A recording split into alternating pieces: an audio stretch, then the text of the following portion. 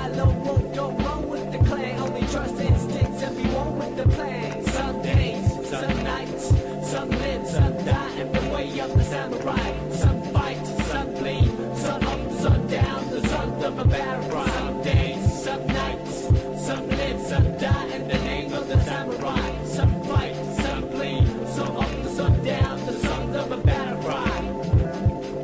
A battle cry.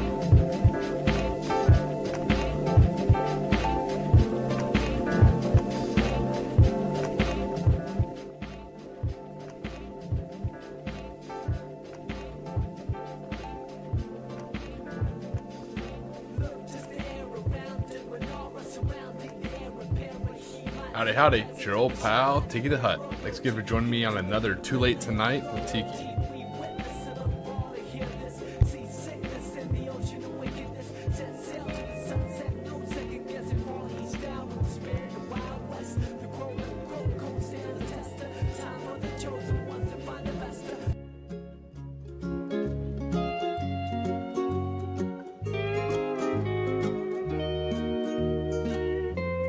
Tonight, we finished up our tank last night, so tonight we're going to be trying to finishing up our Val and finish off some of these cultists. So let's see how this plays out.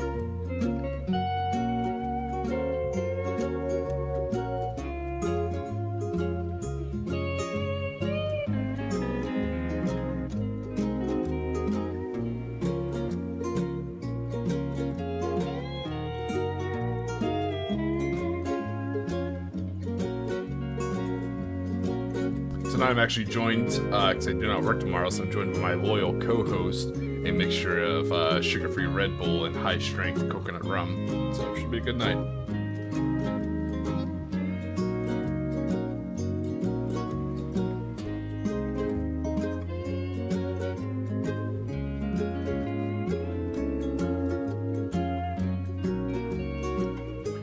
Hey, what's going on, Francois? Yeah, I saw the picture you sent me of your big old knight you're working on, man. I think it's gonna look great. So my favorite part was the scale. What you did with the basing, that really shows the scale of the knight. Sometimes I feel like the scale gets lost in those, but that was a really good job.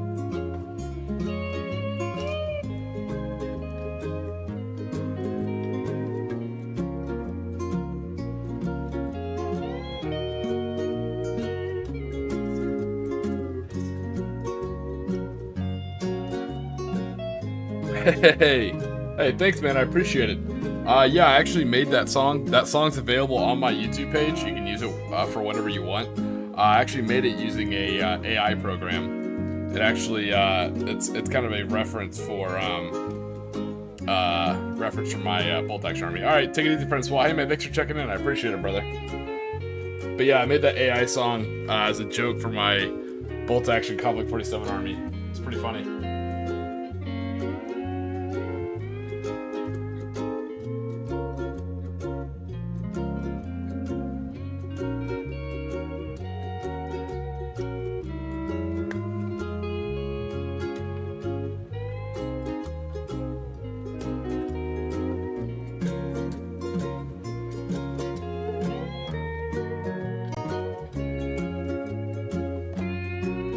Oh no, sorry, I've been having issues with my camera. It's been trying to goof around to make sure we get this thing. My camera's frozen.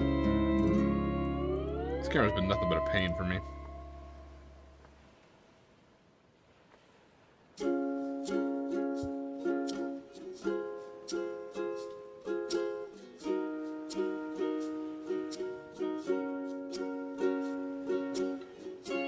I thought your painting was good, man. Definitely, you have interesting themes, kind of an eclectic taste, but that's kind of what makes it cool, but it's definitely different.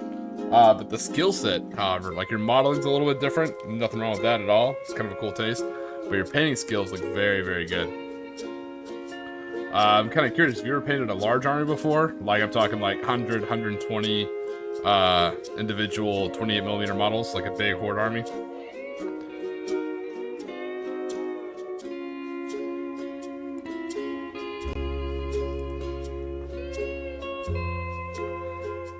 I had a little bit of tech difficulty here with my camera.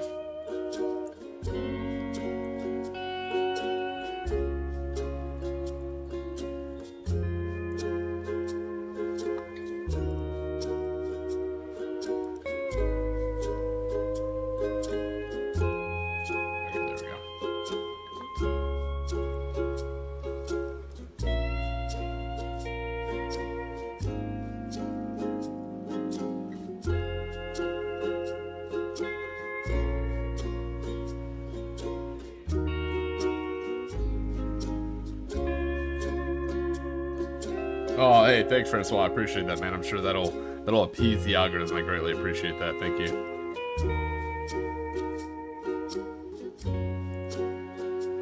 I'm gonna have to take a look into my system here and see why my stuff's not running like it's supposed to be.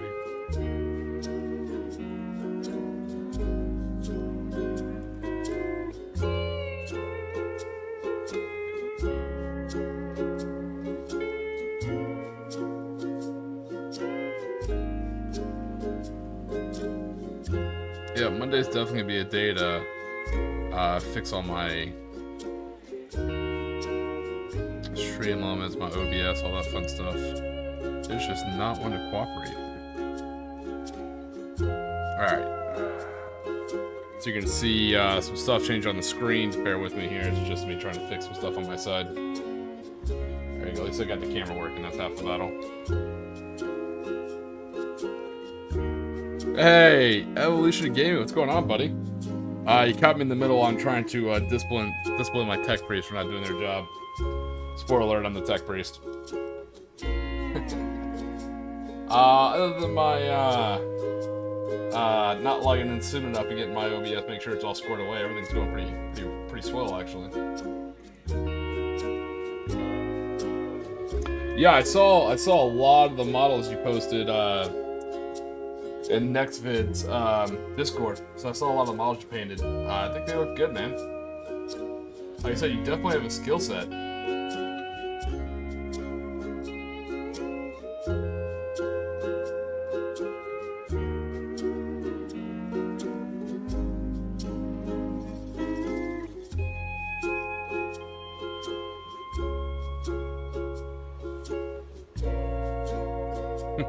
Right.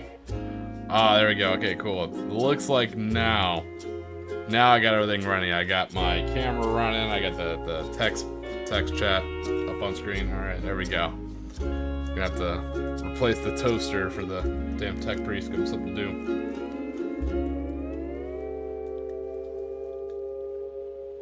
How are you guys doing?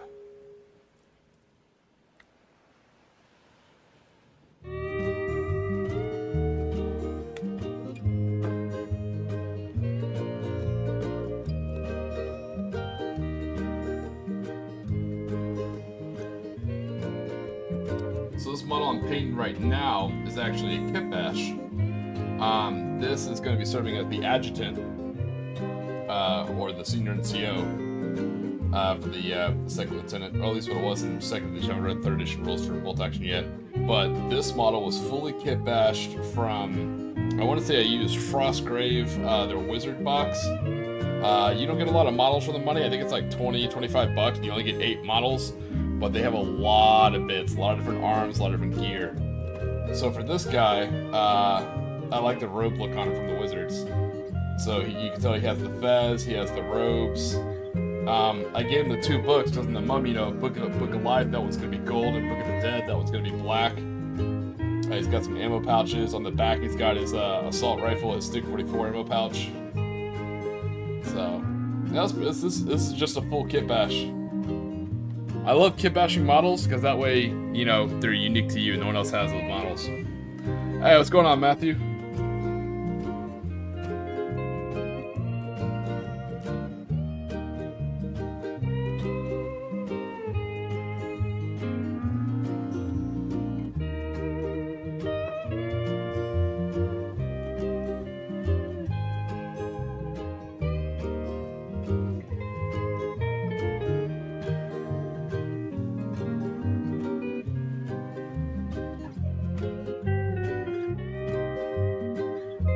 This is rapidly becoming my second favorite speed paint. This red. I think the shade is the ball red. It's no snakebite leather, but I think snakebite leather is not technically speed paint. I think it's more of a contrast paint, but well, I guess contrast is speed paint technically. I feel like the snakebite leather is a mix between like a speed paint and almost like a technical wash. If you've never used the snakebite leather, I can highly recommend that. It's really good.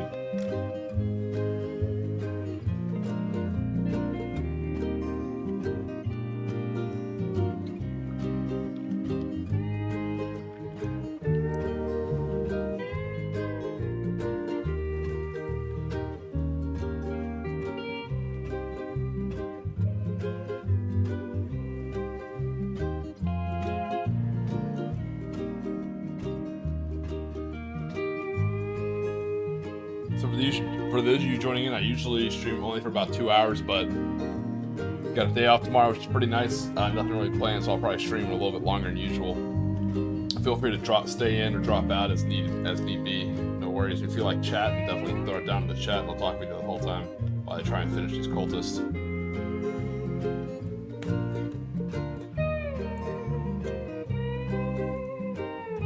I mean, I don't know. That's cool, I guess. I think it's good to have multiple hobbies, you know, so you don't get burnout. That's why I play multiple different tabletop games so that I don't get burned out on any one thing.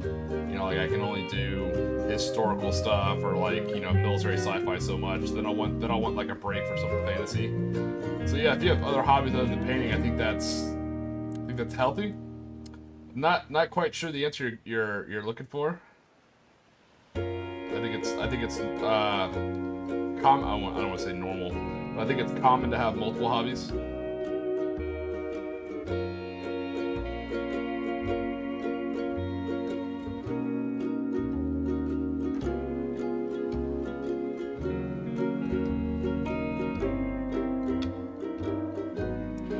Yeah, speed paints are a game changer, Matthew. They certainly are. For those of us who do horde armies, yeah, speed paint, it's a game changer. I'm telling you, that's 100% the paint I recommend is from Games Workshop. It's that snakebite leather. If you've never used it before, it'll change your life. Oh, nice, man. Good for you. Interesting how all those hobbies kind of align.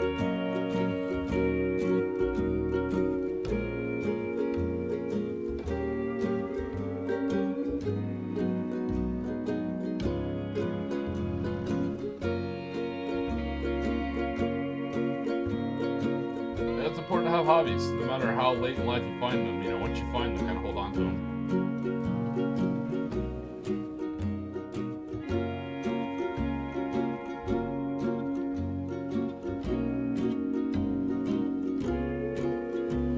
I have many hobbies, even though, you know, I've been out of the quote-unquote game for a while. I still go to the firing range quite often.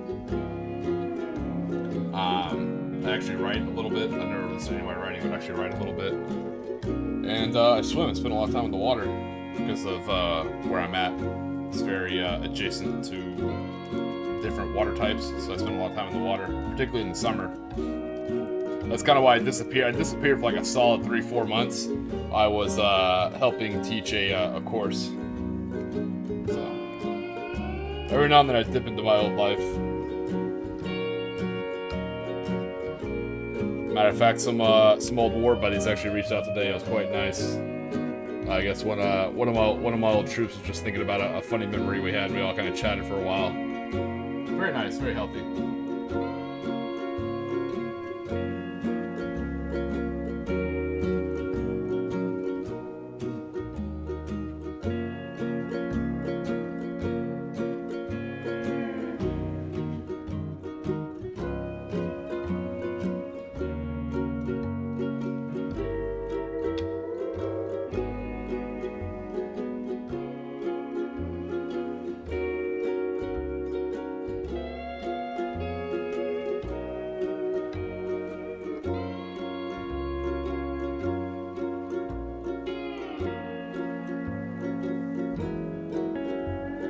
Yeah, depending on what you take to the range. I used to do reloading. Used to be one of my hobbies.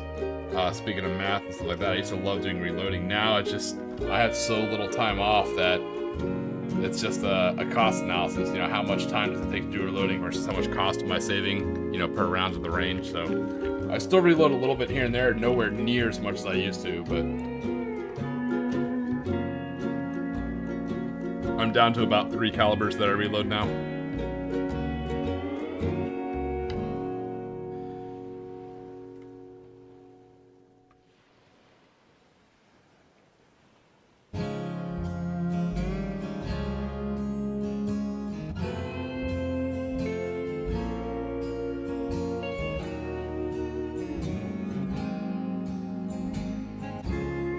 Yeah, swimming's good. Like I said, unfortunately I suffered a couple injuries, so Swimming and wrecking are my two main forms of working out now. They're enjoyable. They pass the time. Swimming just feels nice on the body. They're very easy. When I say easy, like very easy on the body, like joints wise and stuff like that. And it's a nice balanced workout. You know, you're not gonna like end up looking abnormal by swimming.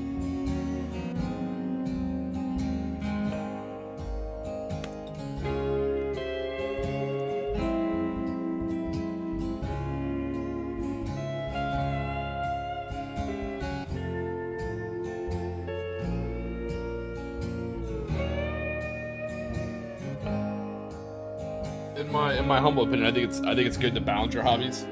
There's nothing wrong with being like a tabletop gamer and painter and stuff like that, but if you have that, it's always good to, you know, put something else on the other side. You know, also get into the gym, or, you know, get walking, get rucking, get swimming, whatever kind of workout it is that you like. It's good to kind of be balanced as much as you can.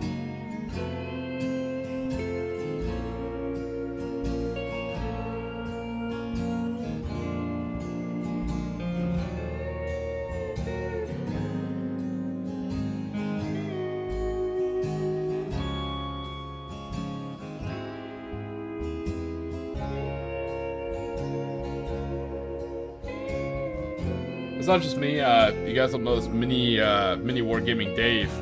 Man, I remember when mini wargaming first started out way back in the day. I remember some of their first videos way back in the day. But he actually has his own YouTube channel. He's still with mini wargaming, you know, but he has his own YouTube channel, his own Discord now, kind of focused on balancing between like hobby, tabletop hobbying and staying healthy, which is pretty cool.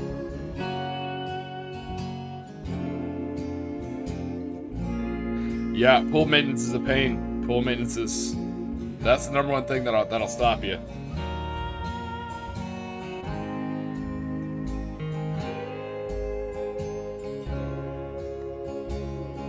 Yeah, anytime my pool's down, that means it's wrecking time. Even if it's like raining outside, I'll still wreck in the rain.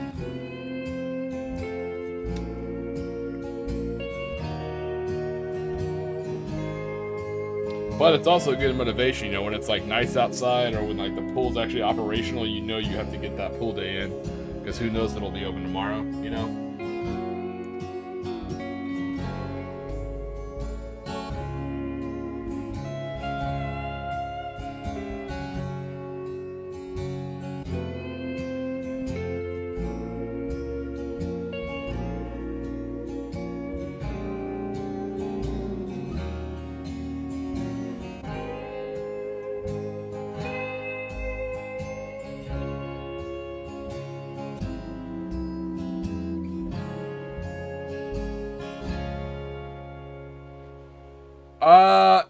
Yeah, I wouldn't say I fell out of love with mini wargaming.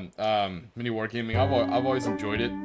I always understood why they had some of their content locked behind a paywall. I get that. You know, they've been around since, you know, way back in the day. I get that. Never any shade behind it. I don't know. I guess it was just, you know. You know what? No, I never fell out of love with mini wargaming. I just fell out of love of Warhammer 40k, like around the same time. So after I left Warhammer 40k, I never really went back to mini wargaming. Nothing against them. I think they do good content of different games, you know, but...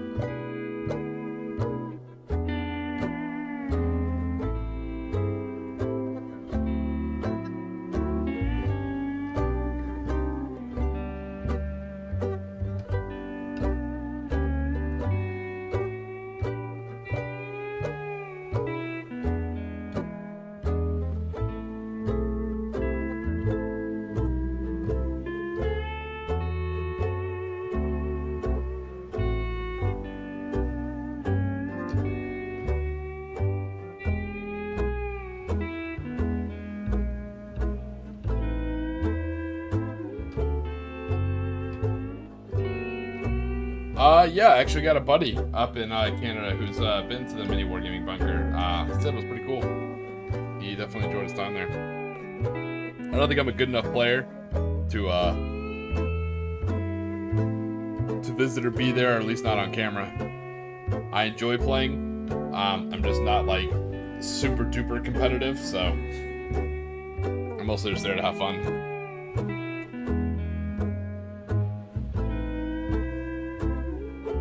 Like I said, I'm excited for Bolt Action 3rd Edition, you know, to a point. I'm not like super duper excited, but you know, it's kind of cool, I guess. I feel like we're gonna go from having a lot of units available in 2nd Edition to having like a lot lesser units, but some people are excited for the refined rules, I guess. I'm already starting to see people trying to build these like, oh, take all come lists. Look at this super OP list I'm building because I have early access to the rules. I'm like, man, it has already started and the game hasn't dropped. That is insane. But that's the fun thing about tabletop wargaming. You know, it has a lot of different types of people on it. There's no, as long as you and your opponent are having fun, there's no wrong way to play, you know, a tabletop board game. As long as you all agree upon it. You know, there's people who love modeling and painting more than the actual game itself, and that's okay. There's people who like more narrative-based games, and that's okay. There's people who like really competitive games, and that's okay. There's definitely a lot of room in the hobby for all different types of tabletop wargamers.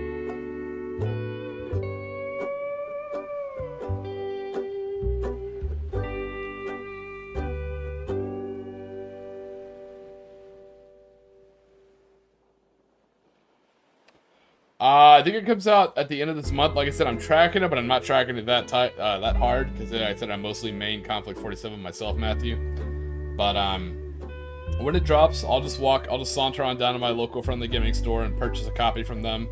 You know, no need to pre-order. Nothing against Warlord Games at all. I think they're awesome, but I'm not going to pre-order. I'm not going to do all this other kind of stuff. Just gonna wait. You know, when they have a physical copy, I'll pick one up. No rush. I'm happy with 2nd Edition. I didn't think 2nd Edition really had any flaws, you know. So I'm not in a big rush to replace it in any high speed. I don't feel like 3rd Edition offers me anything that 2nd Edition doesn't have, you know. So that's why I get people's excitement, but I think these are the same people who've been playing like the living hell out of 2nd Edition for like 10 years, so I get that. But I played it casually here and there, you know, and I love 2nd Edition. So there's nothing really I need to change, but.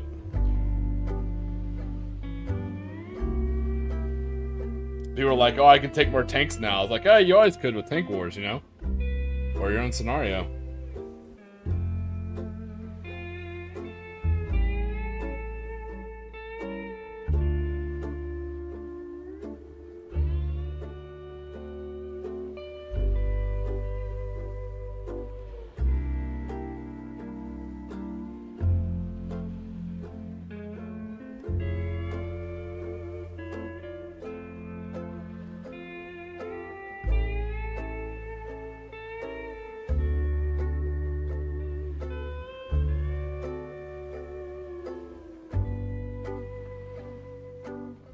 Yeah, with you saying that you like to paint, draw, and write, it seems like taking that hour break to go walk, I mean, that really kind of recharges your creativity in your brain.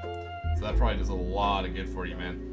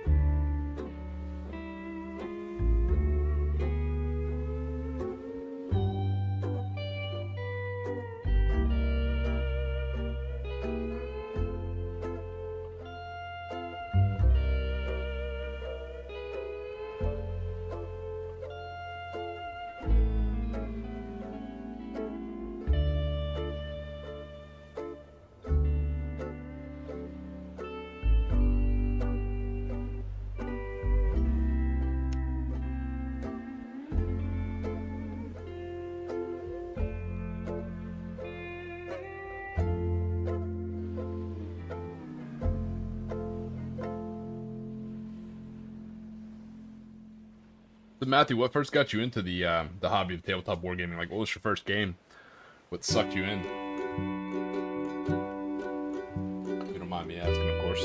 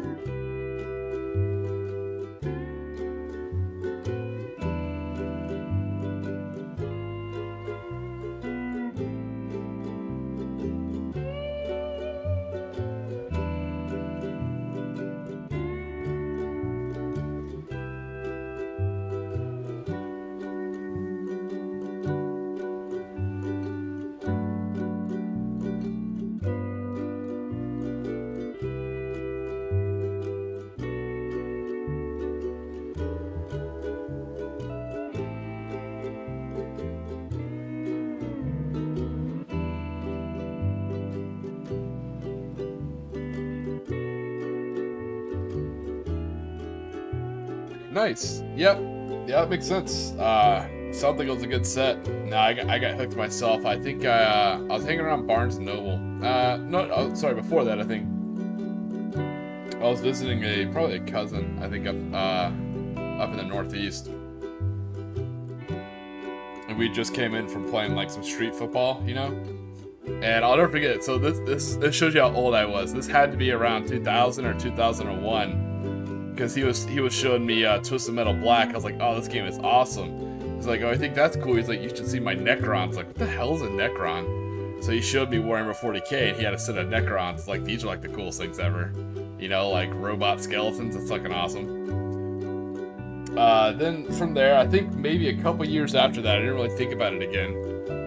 Maybe a couple years later, I swung by a Starbucks. Not a Starbucks, I'm sorry, a Barnes & Noble.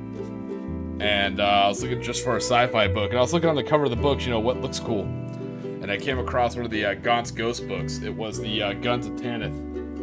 Still my favorite Gaunt's Ghost book. And I read that, and that's what sucked me into Warhammer 40k. But before I ever bought a single guard army, you know, cause I was a high school kid, I didn't really have the money, you know, to go out and get a whole 40k army, even back then. So I saved up, always worked the summers.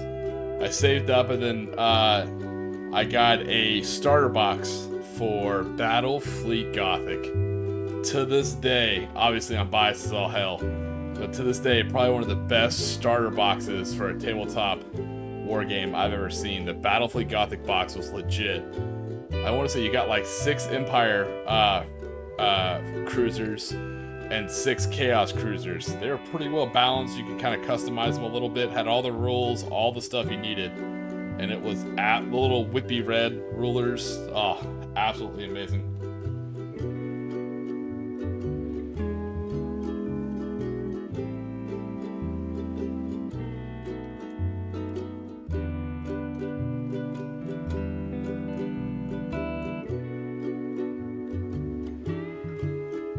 They 100% don't make them like that anymore. That was a shame. Of all the low cost games, I think that could come back. I say low cost. I don't know the cost that went into it, but with 3D printing and stuff like that, all Games Workshop has to do is just sell the STLs, you know, and sell the rules. They would make a killing off Battlefield Gothic, especially because X-Wing or Armada and all those just bit the dust.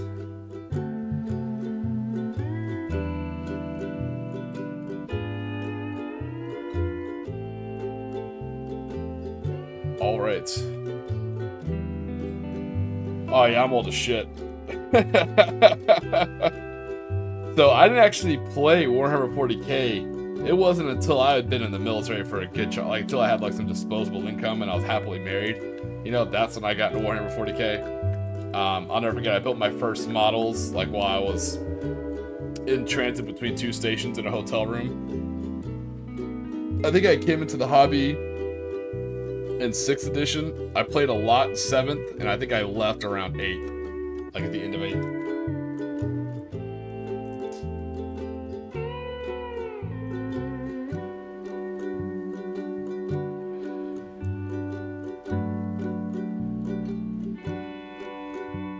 So I'm about to use one of my favorite paints, so you guys can check this out.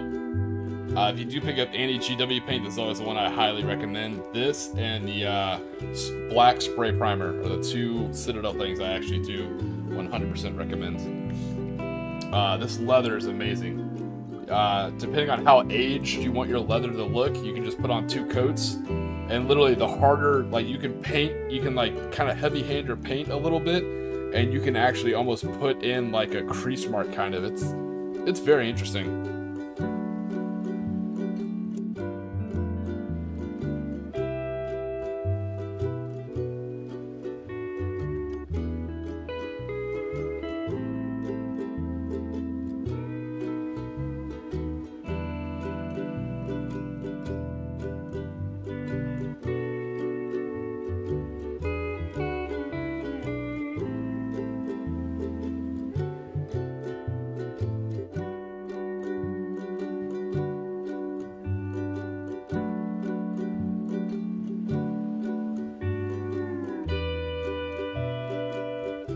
Seventh was weird, very unbalanced, and a lot of people exploited it. But 7th was fun if you played Apocalypse games. And if you played the Guard, 7th was fun because it was actually like the books. It was actually, how do you say this, regimental. You know, you had company commanders and then platoon leaders, and platoon leaders had squads. It was very regimented and it made sense. You had force organization charts. Fair enough. I'm about to say, you say that, Matthew, but that black primer goes on very smooth and very thin. I thought that too, but surprisingly, as long as you spray paint in the right conditions and that whole thing, you might be amazed. I think I painted one Valkyrie by hand with black paint. And then someone convinced me to get a can of spray primer, and that changed my life. Painted an entire Valkyrie by hand. Primed and everything.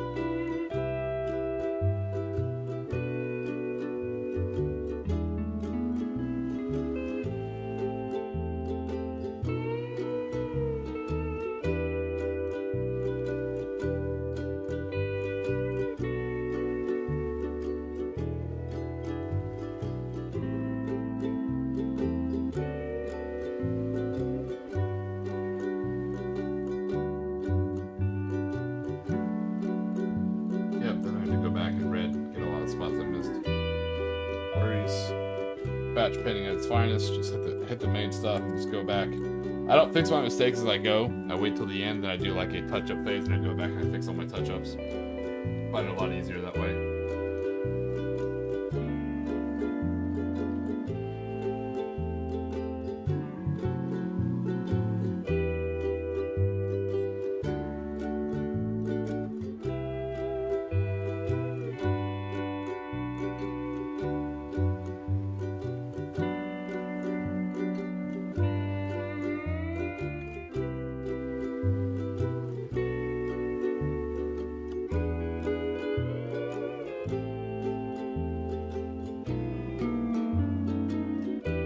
Yeah. Oh, hell yeah. Yeah, I use that. That's what these guys are primed in. And that's what my Japanese are primed in, too. It cuts out like 40% of your painting. You know, always carry an extra pot, you know, to touch up the stuff you mess up. But yeah, spray. That's one of my, I guess, one of my cheating secrets. As you can tell, my armies are not super well painted, but I paint them pretty quick. Base your army's theme, like its main color, whether it be the fatigues or whatever. That's what you should spray primer it in. That makes it a hell of a lot easier.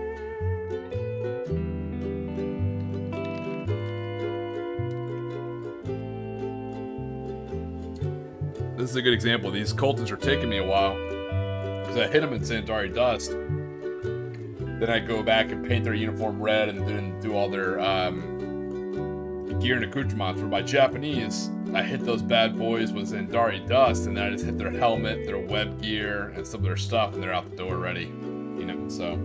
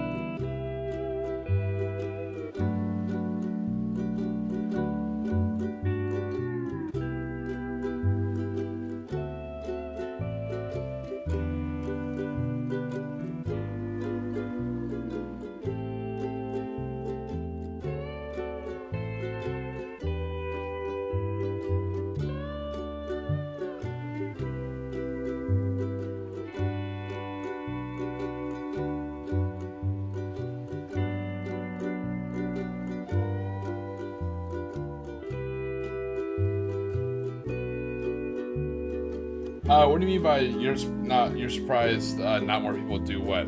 This hobby? I mean, this hobby, depending on which game you play, can be pretty prohibitively expensive for some people. I don't know, I'm not really in the habit of talking finances just because, you know, it's different for everybody.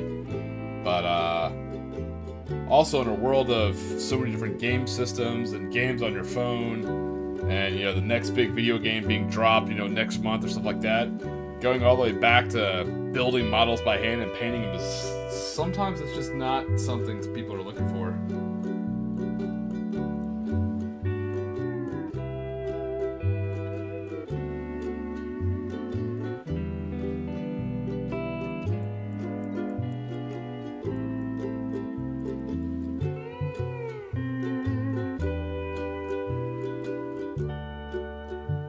But it's also kind of what makes it nice. You know, like I said, I too play video games a lot.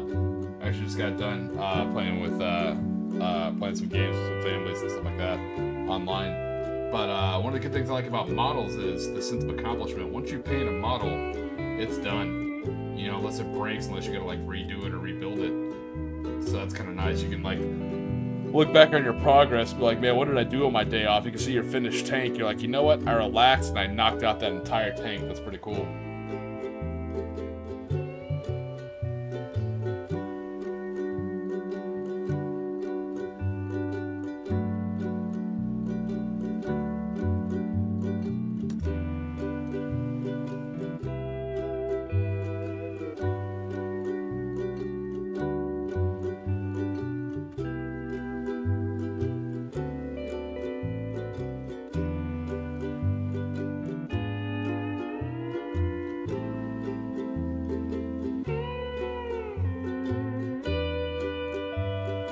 Years, man, that's pretty impressive.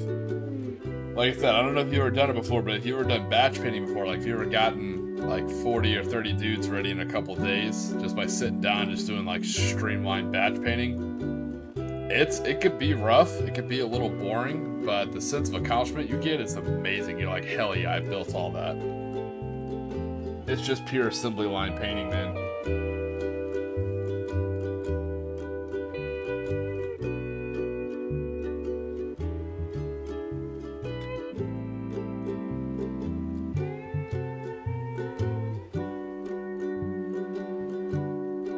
Yeah, no, I hear you, Matthew. Yeah, it's It's one of those things, so that way your days off don't disappear. You know, if you just do a video game, you're like, yeah, I got far in my game, but I can't really see that, you know? But, you know, you knock out a model, you're like, hell yeah.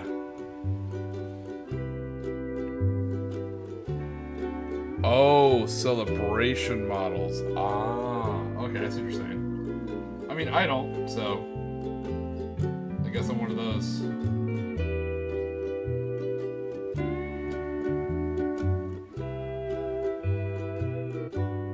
Like I said, I think that people pay for different reasons. Me, not in a bad way, not discrediting model painting, but I paint as tax. I paint models because I want them to look good on the tabletop. I like the immersion. I like themes and stuff like that, so that's why I paint models.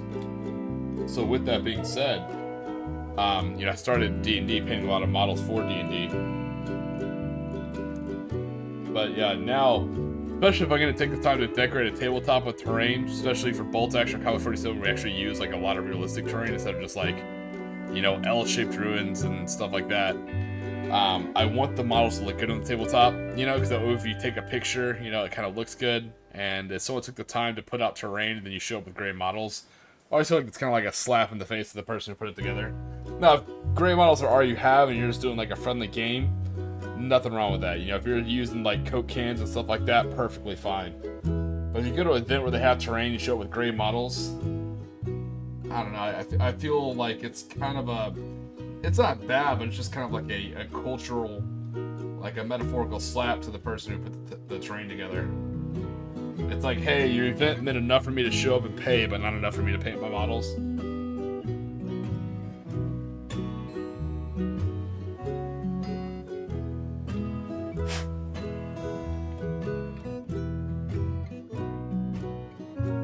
I'd love to hear y'all's opinion. How do you guys feel about gray models? You know, we'll say like at an event, at a tournament, or something like that. How do you feel if you show up, you know, and you painted all your models and someone just shows up with gray models? I'd love to hear y'all's opinion on that.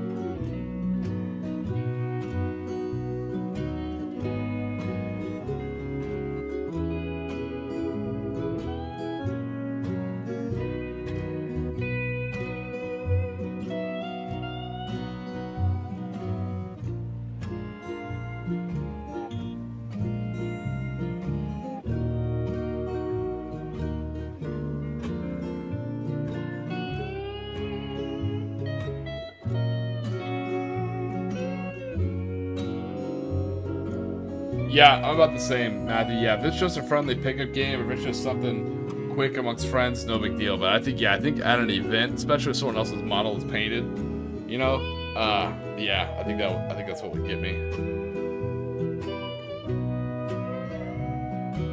Ah, okay, yeah, that makes sense. That makes sense why you're kind of more into the painting. Yeah, when you're actually done the tabletop. Yeah, that makes sense.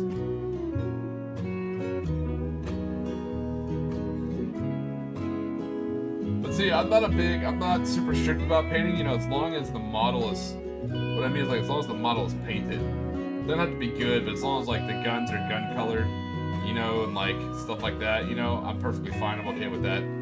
The one thing I prefer, I'm not weird about it, I'm not super strict, even though it is kind of a big deal in bolt action and stuff like that, is I do prefer WYSIWYG. Now, I'm not crazy, you know, if it's a super expensive unit, you know, and you don't want to magnetize it, so you're like, hey, you look, he has a good example is when I build my officers, I'll put a pistol holster on them, I'll put a submachine gun on their back, and I'll generally put a sword in their hand. That way I can run them as, you know, a Japanese officer with a sword, a Japanese officer with a pistol, or an SMG, depending on what the rules are, what I can do. I try and represent it all in the model.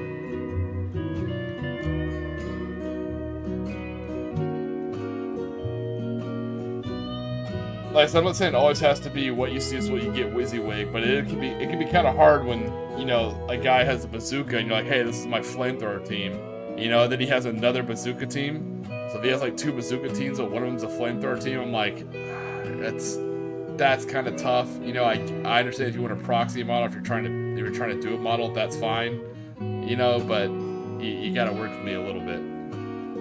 Because when you're in the moment, you'll forget, and you'll be like, oh yeah, it's just an anti-tank guy, and you'll move your infantry up. He's like, well, this is my flamer, it always has been. And you're like, ugh, alright.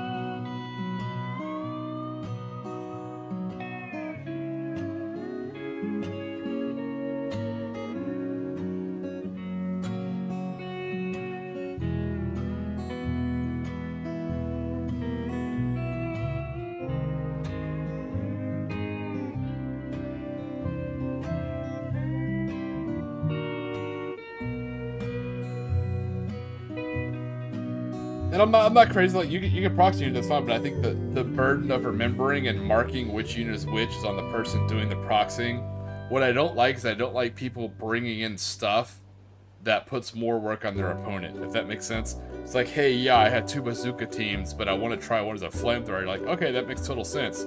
It's like, alright, it's this one, where the guy's helmet looks, you know, this one team has helmets, this other team doesn't have helmets, the team without helmets is a flamethrower team.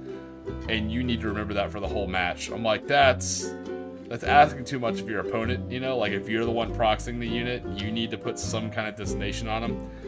Even if you just keep, like, a little fire thing next to them, you know? Or just write on a piece of paper, like, flamer. And just keep it next to them the whole time. I just see that, I see that, more and more over the years. I know this almost feels like an old man rants at clouds kind of stream. But I see that more and more in years in wargaming and just tabletop RPGs. I feel like more and more people put burdens on other people. You know, it's like, oh, you need to remember my stuff. I'm like, it's your character, you know, it's your army. You gotta know the rules. I'm sure everyone's had that horror story where they played someone who didn't know their own rules. And you're like,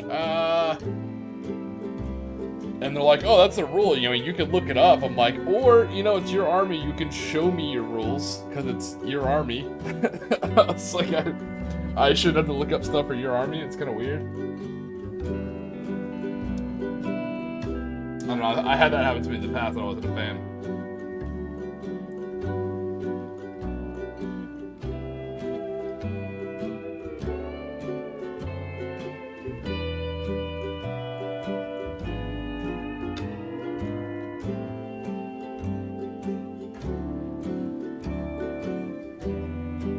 Shows you kind of what an older gamer I am, or what kind of an old body I am. I don't like playing, and I do the same thing for my armies. I don't like playing any model unless I have the rules for it. Even if it's not something I have in a book, if I have to print it out, you know, I'm always happy to show it. I'm like, oh yeah, man, because I'm excited about my army. You know, I had someone, I was playing a game of bolt action. They disagreed with how Fanatic work. I'm like, no, that's not how it works. It's like, I think it is, but I'm happy to show it to you. You know, like I'm excited for my army. I know my rules, and I'd love to show you my army book. You know. Show you all the cool artwork and all the cool stuff it has.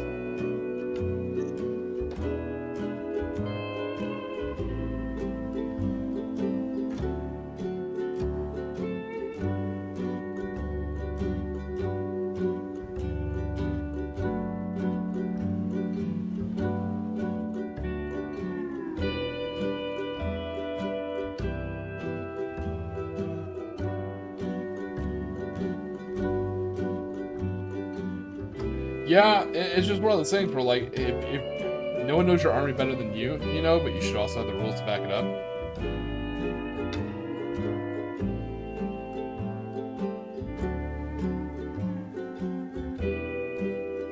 I don't know, I'll try and I won't talk about that too much. Like I said, I can talk about that forever. There's a couple podcasts on Quiet Order Gaming where we talk about the etiquette of tabletop gaming, you know.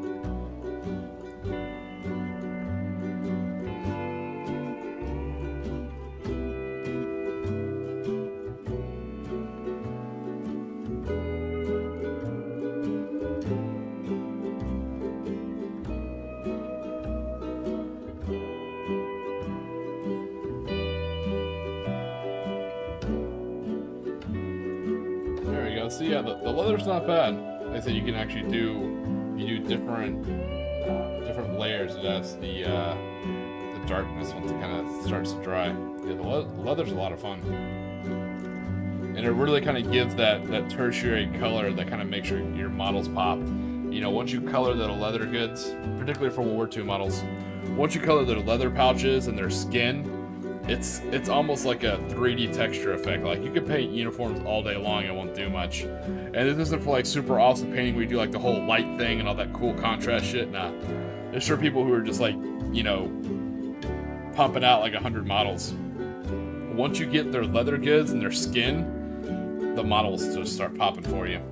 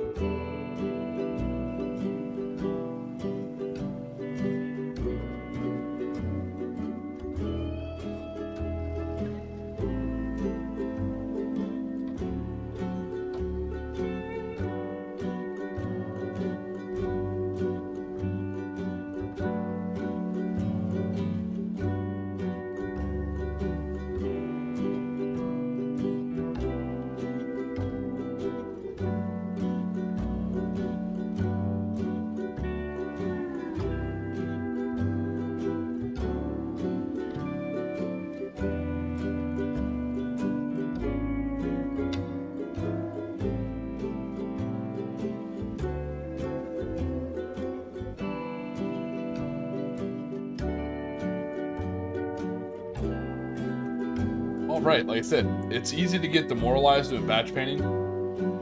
I have a giant glass of sugar-free Red Bull and coconut rum, overstrength coconut rum, so my morale is phenomenal.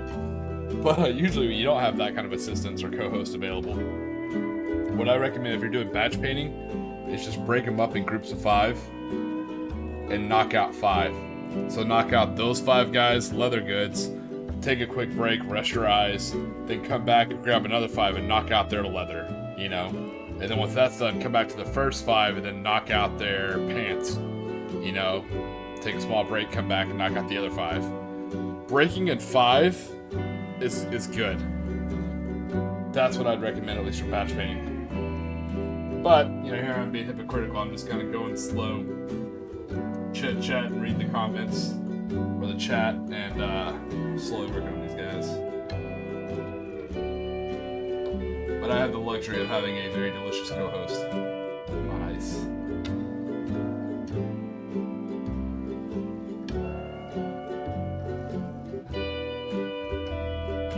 But if you just take it one model at a time, you try and batch paint, you will go crazy. Especially when you, like I said, a squad of 10 is about, that's about the limit that I think most people can just sit down and batch paint. In the well, for my Japanese army, they're usually squads of 15. You sit down, just try and you know, batch paint 15 models. You know, sit down. And what I mean by batch paint, because I keep using the term. A good example, like, see how this guy's ammo pouch is leather? It's like if I sat down and painted everybody's leather pouch leather. You do that, you know, or you pick a color, you do that for 15 models, it'll get to you. Yeah, see, 5 or 6. 10 is a bit too many. 15 is a trip to the insane asylum. 5 is good. 5 is manageable.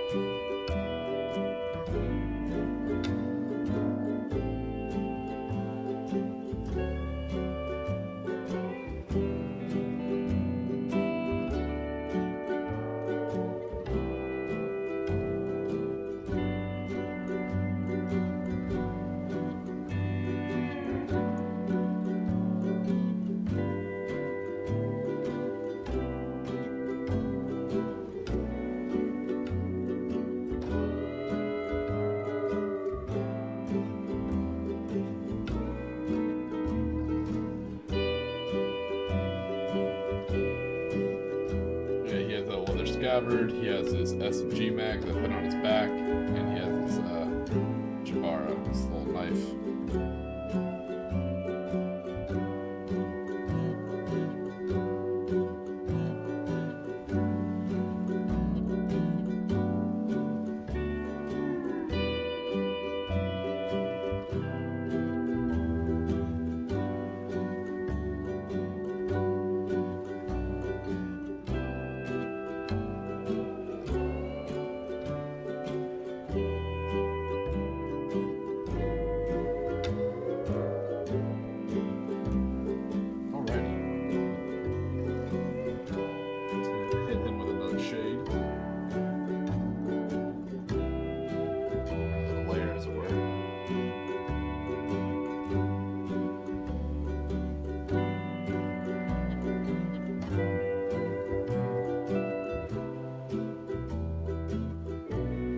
It's actually kind of fun to be uneven with your leather paints, because it's gonna when you kind of just, not really, I wouldn't say splash on, when you kind of unevenly apply that second coat of the leather, what it ends up doing is it'll kind of give it more of like a wear and tear and kind of creased look too. Really useful when you're doing leather ammo pouches, you know, where they're constantly opening it and closing it, taking in and out mags, or when you do boots where they constantly crease because of the way they walk.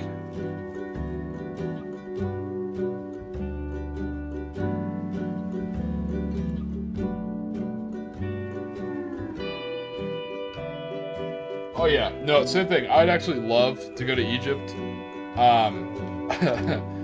I've had tickets to go to Egypt way back in the day, due to some stuff that kicked off, and so let you know how old I am. It became blacklisted, and I wasn't allowed to travel there.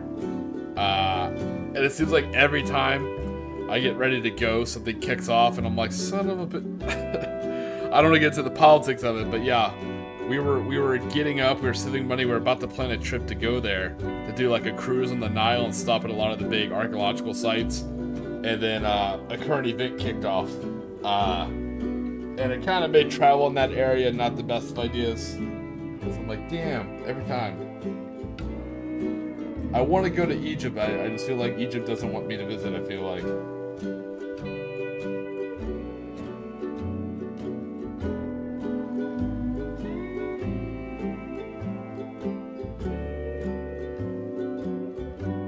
Yeah, thanks for the theme. I really enjoy like decent punk or like pulp movies. You know, it's like Indiana Jones, Sky Captain World Tomorrow, the first Captain America movie, The Rocketeer, the Mummy movies. I really enjoy those kind of movies a lot. So I think when it came time to make this demo army, I wanted to make something cool and unique. But like I always tell a story, I didn't want to bring in crooked windmills to my local friendly gaming store, so I had to figure out a way to do that. And I was literally just watching Indiana Jones one day. I was watching it in chronological order, or I guess canonical order, if that makes sense. So I was watching Temple of Doom first before I watched Raiders of the Lost Ark.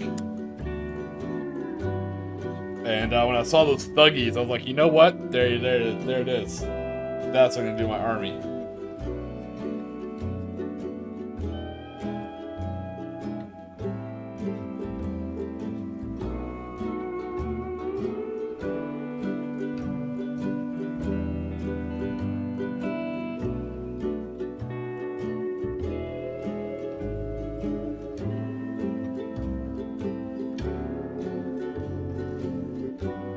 Yeah, I like to watch the Indiana Jones movie in like the actual timeline order. So I watched the second one first.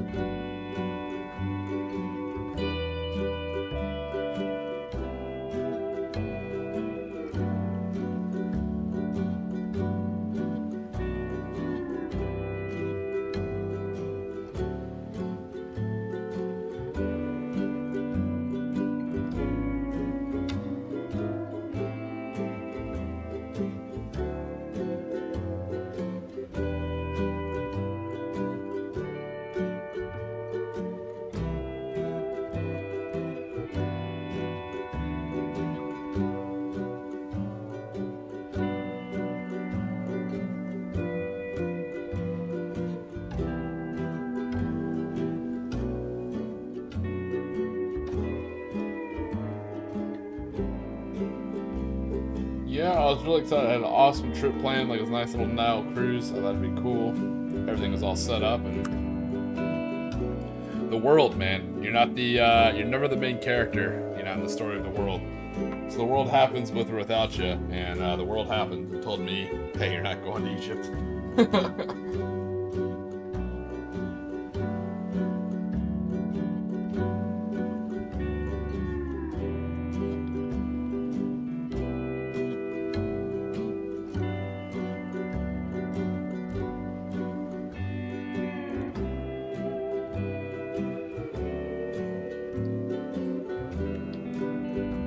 So right now the guy I'm working on is one of the riflemen who actually comes with the Panzerfaust. So for the squad, I've hit the point for them to have a light machine gun and a loader. One rifleman has a Panzerfaust, and the NCO, which will be this guy, actually has a submachine gun.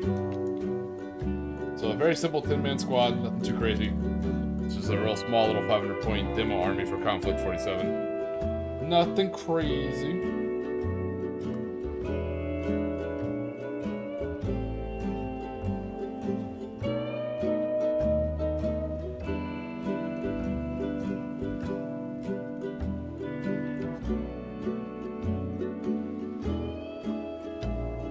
Oh yeah, no, not me, Matthew. I was born with wanderlust, so you know, I took the first plane smoking as soon as I could, and I can honestly say I've been all over the world. I've seen a lot of cool stuff. Sadly, I haven't been too much in Asia, and as I mentioned last stream, you know, playing games and stuff like that. I haven't been up to. I'm trying to think what's the best way to refer to that area. I guess like the Scandinavian acceptable term, like the greater Scandinavian Arctic area of Europe, like the northwest part of Europe. I've never really been up there because I don't like the cold. I hear it's a beautiful place. I just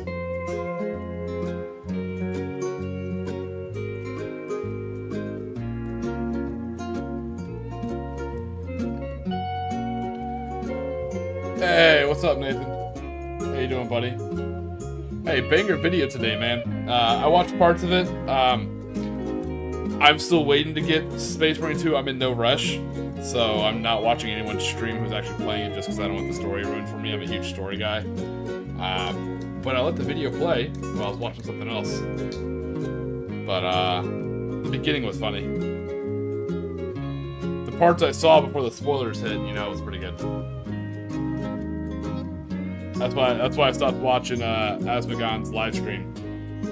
Once he started talking about spoilers, it's like, all right, I'm out.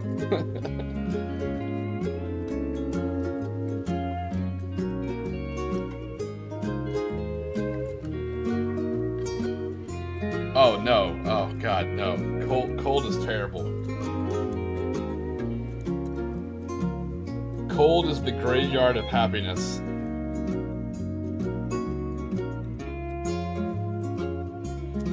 Nothing good ever happens in the cold. You know what I mean?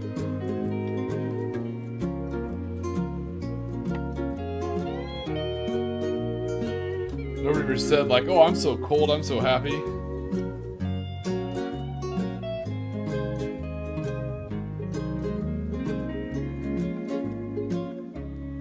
Northix. I like the term Northix. That's pretty cool. I'll try and use that. But yeah, I was I worked a lot with NATO, you know, but never like way up north with NATO. I never trained with like the Coastal Rangers or any of that craziness. No, I was always hanging out mostly in like Turkey, Italy, Crete. I was in places like that. I was a Mediterranean guy.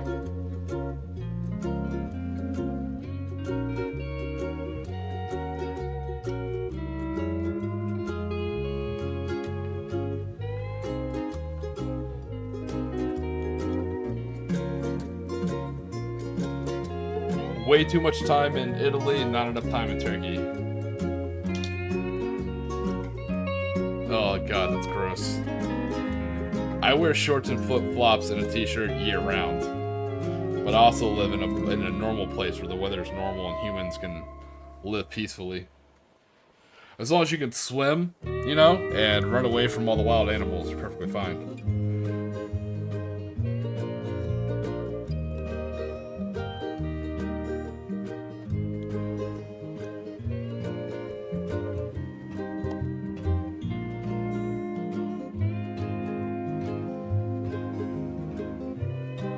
Yeah, I feel bad. The first couple times I met my in-laws, we always had to go visit them, and it was always like around wintertime. And they're like, man, your husband seems like he's always like upset or grouchy and stuff like that. And I'm like, no, it's just the weather. I'm like, come visit me, you know, down here where it's normal. I was like, see, look at this humor, look at this smile. I'm a normal person.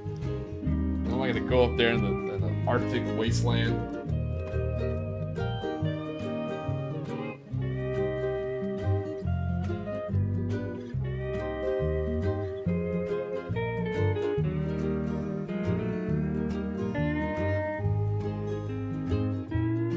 Like Columbus, we discovered the tropics. We can live here. It's an okay thing.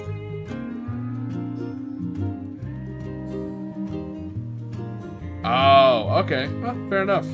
See, learn something new every day, which is huge. Cause I love maps and stuff like that, so it's cool learning that kind of term. I appreciate that.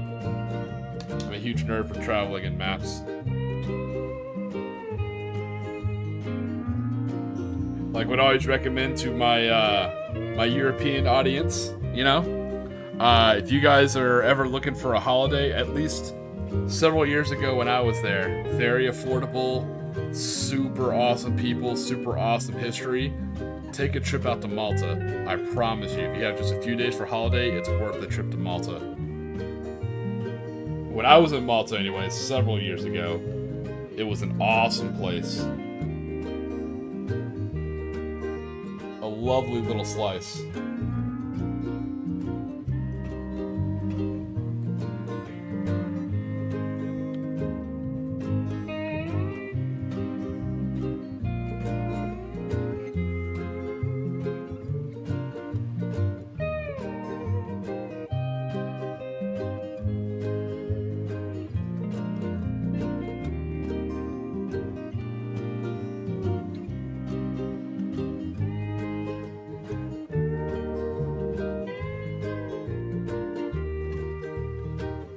If you're ever looking to visit the States, I got a really good reason why, you know, my shameless,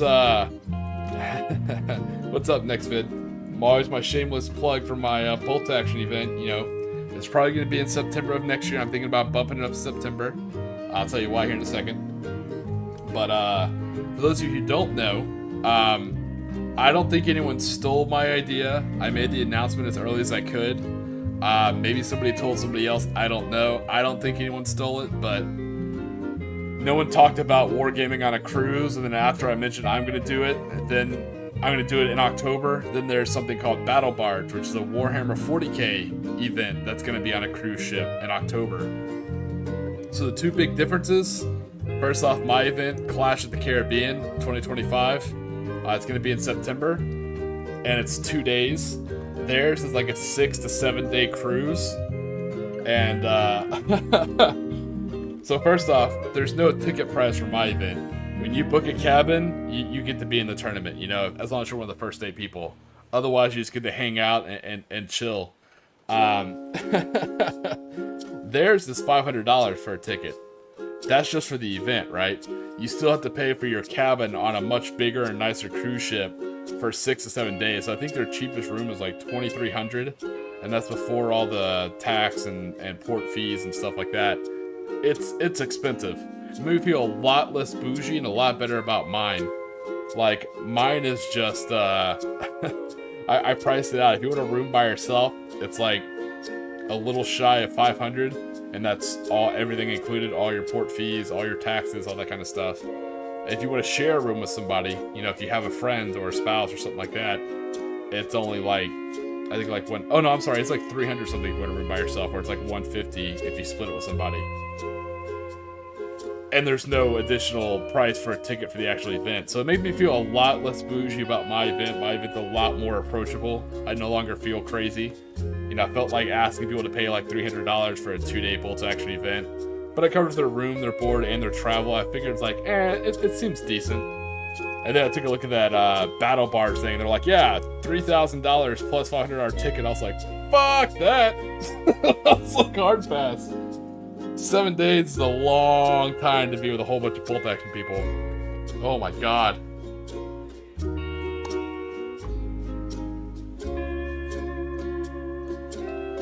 So Clash of the Caribbean is only 2 days. And it's built into where it's mostly just on the first day, so it still leaves room for you to get, you know, a nice sit-down dinner in the dining hall, which is covered by your cabin fee. And you can still do shore excursions if you want. So when it lands in the Bahamas, you can run ashore and do all your cool stuff, then come back on board.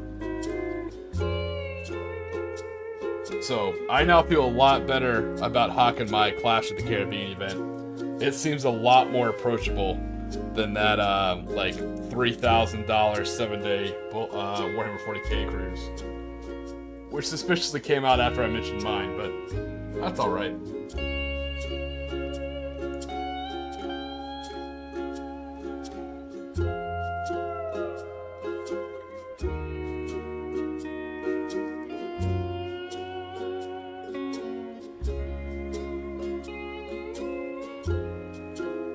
Yeah, like I said, it makes me feel a lot better by comparison. I'm like, holy shit.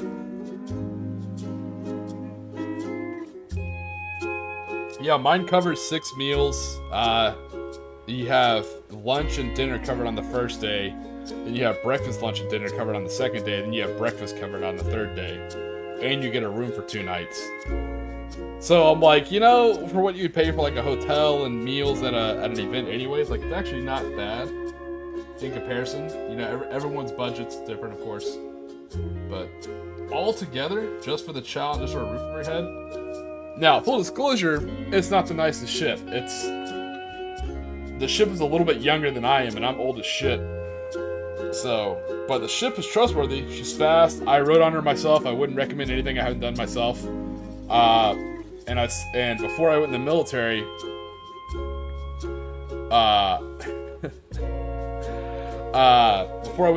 I actually sailed on ships. I sailed on container ships, tanker ships. I was in the Merchant Marine for a little while. This ship is nice compared to all the other kind of stuff that I've been on. It's very nice. It's clean. The food is way better than it has any right to be. That's one thing you'll see in a lot of modern day videos about the Margaritaville at sea paradise. A lot of people are like, oh, it's dingy. Oh, the chairs are kind of like dinged up. Oh, they need to redo the upholstery. Probably, it's just an old ass ship. But her engines run, unlike some of the newer ships. And more importantly, the food. I don't know who they have in the kitchen. That food is stupidly good. It is way, like, even the most bougie YouTubers who, like, critique the ship are like, yeah, but the food was good. The food is insanely good. I have no idea why. It's really good.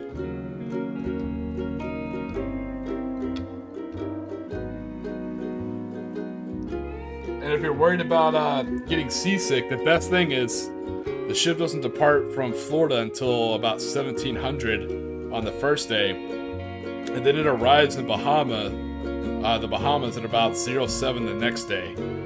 So you're not at sea for very long, and then, you know, it departs from the Bahamas around 1700, and it shows up back in Florida about 06, 07 the next day. So the time you spend actually out at sea is mostly at night. So it's a real easy first cruise.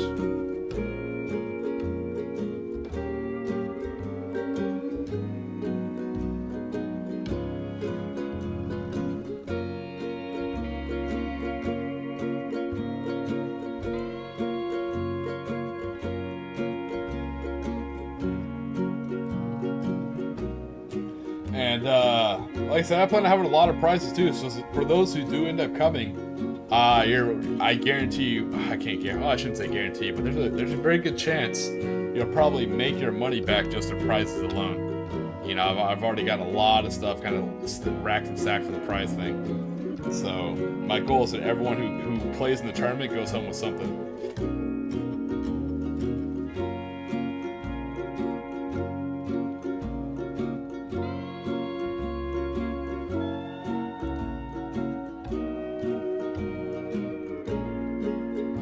Like I said, I'm still designing the shirts.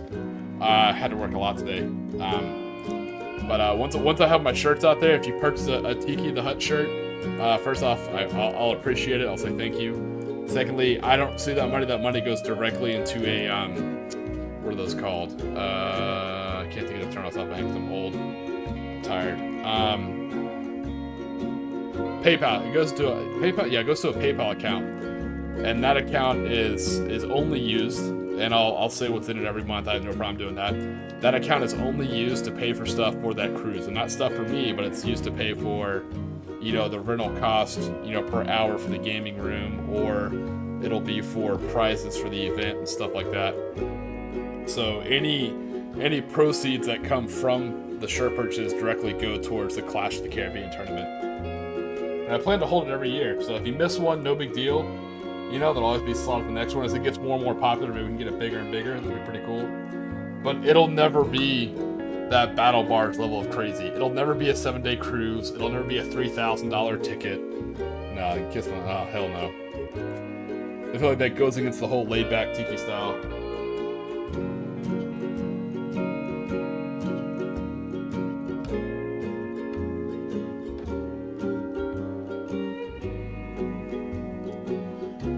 Not gonna lie, when I first saw those little mitts, like, those bastards ripped off my idea. But then when I looked at it, I was like, I feel so much better. I was like, I'm so glad they did. I was like, I don't know who's paying for that or going on that, but I feel way better about mine.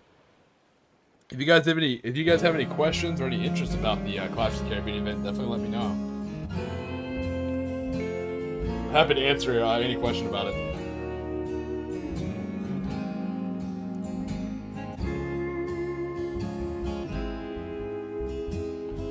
I'm also quite a maritime nerd too, so you want to talk about like ships or sailing and how that works. Oh man, that is literally my cup of tea.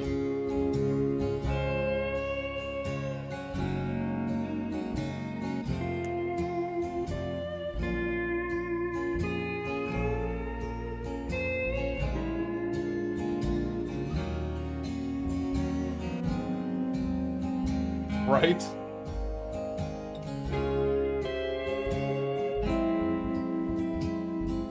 Funny you mentioned that, Matthew. I just saw somebody was selling a British Lee Enfield 303 rifle for I think at like 900. It's a little dinged up, but the sights are good, the action's good. I was like, ooh, it's a good price. If 303 wasn't so expensive to shoot and reload, I'd think about it.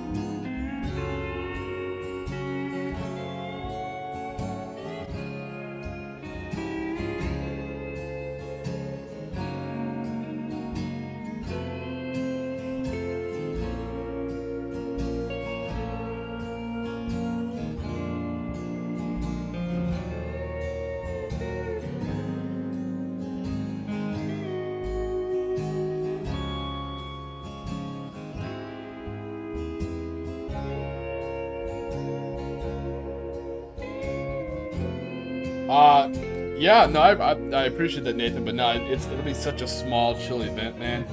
And luckily, that's part of the fee that I'm paying the cruise line is, and they're really good. I met with the crew, I've talked with them. You know, they're super awesome, super friendly. They set up all the stuff for you, all the tables, all the drinks, and stuff like that. So it's a very interesting ship. Like I said, if you've never heard about it, never seen it, there's a lot of bad reviews out there. I think when it first came out, it still had like a lot of fixing up to do. You just gotta remember it's an older ship, and it's in the realm of cruising and taking cruises, it's a very cheap ticket. I use that term cheap in comparison to other cruise tickets. You know, so every YouTube space has their own drama. So it's like, you know how great example in tabletop, it's fun to take a dump on Games Workshop, or like when the next Film Studio thing releases, or kind of stuff like that. People are like, oh my god, let me put out, you know, there's nothing wrong with it, it's just something in our genre, our space of YouTube. Well, in the cruise genre of YouTube, everyone loves taking a dump on the ship, which is fine, no big deal. You know, they're used to taking bigger, fancier ships, it's perfectly fine. As long as you know what you're paying for and you have realistic expectations, pretty legit. Like I said, I call the Margaritaville at Sea Paradise, not in a disrespectful way, but she's more of a luxury fast ferry than a cruise ship. So as long as you walk in with that type of mentality, and the coolest thing is they have a program for teachers and veterans where they sail for free. They don't pay room fees. All they pay is just their you know, tax and port fees and shit like that. So if you're a veteran or a teacher, your ticket's extraordinarily cheap, which is smart because when you're on the ship, it's mostly either older retirees, veterans, or teachers, or it's Bohemians. They have a program where you can take, because it's a 2-day trip, you can take a trip on the boat to the islands and stay on the islands for like 7 days and take the ship back. So people actually use the ship as a ferry, especially a lot of Bohemians. Like it actually has a cargo hold. The ship takes on cargo to bring cargo to the islands. So it's actually a really cool little ship. But yeah, there's a lot of like local Bohemians who just ride the ship as a ferry, you know, to go back and forth between Florida and Bahama. Super interesting.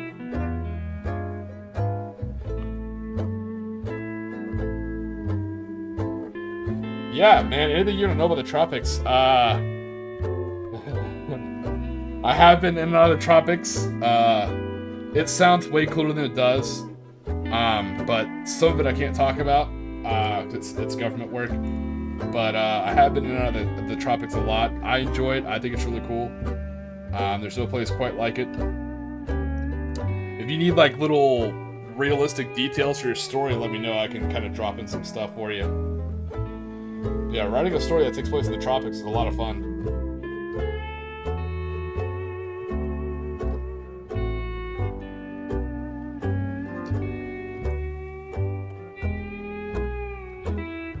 Yeah, the action of the infield. When I cycled the bolt a couple times, it's a straight back bolt system and it's smooth like butter. Very nice. I myself, I'm predominantly right-handed. I'm pretty ambidextrous in a couple different things, but I'm predominantly right-handed and left-eye dominant. So bolt-action rifles, particularly right-handed bolt-action rifles, are not really my cup of tea. That's why I like lever guns.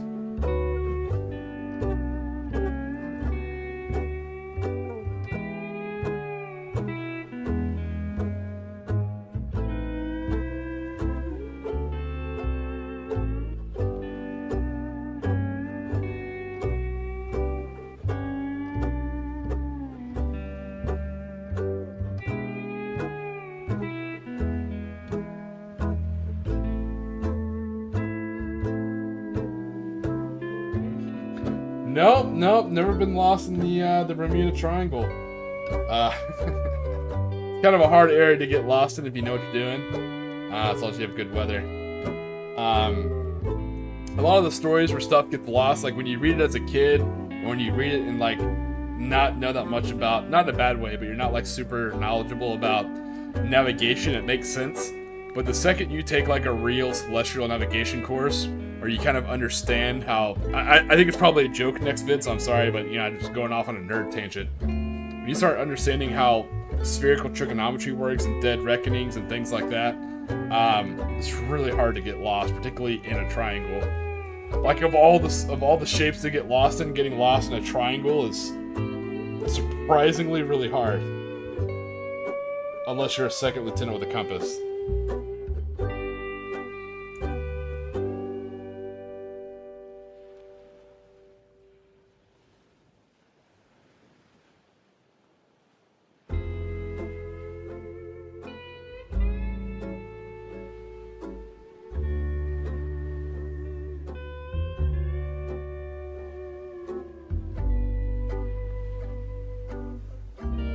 I always love that meme. It's like, not all who wander are lost. Except for the second lieutenant. He's lost. He's lost his shit. He's dying of hypothermia. So damn true.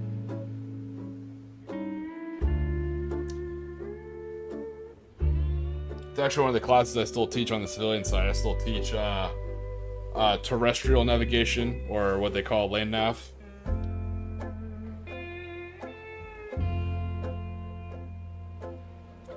I assist in a GIS and cartography class, but I specialize more in the actual application of terrestrial navigation and land nav.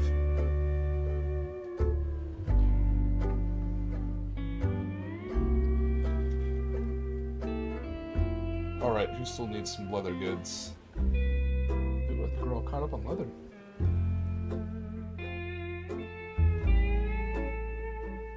Nice, alright, cool. Badge painting. Hey, 10 guys, pain in the ass. Matthew's right. I usually stick to 5 myself, but we're doing all 10. Or 11 counting the adjutant. So now we are swapping to the color black to do the weapons.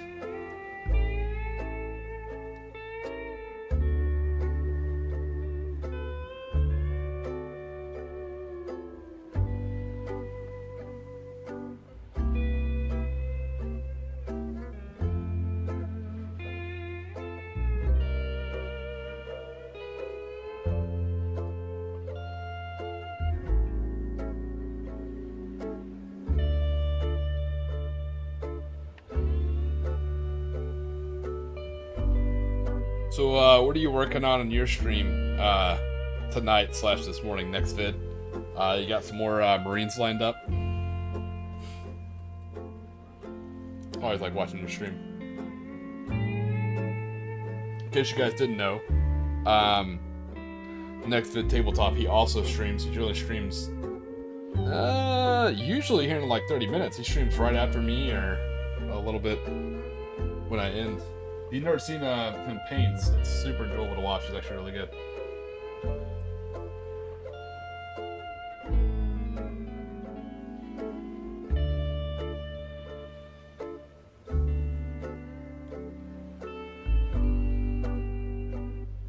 Ooh, nice.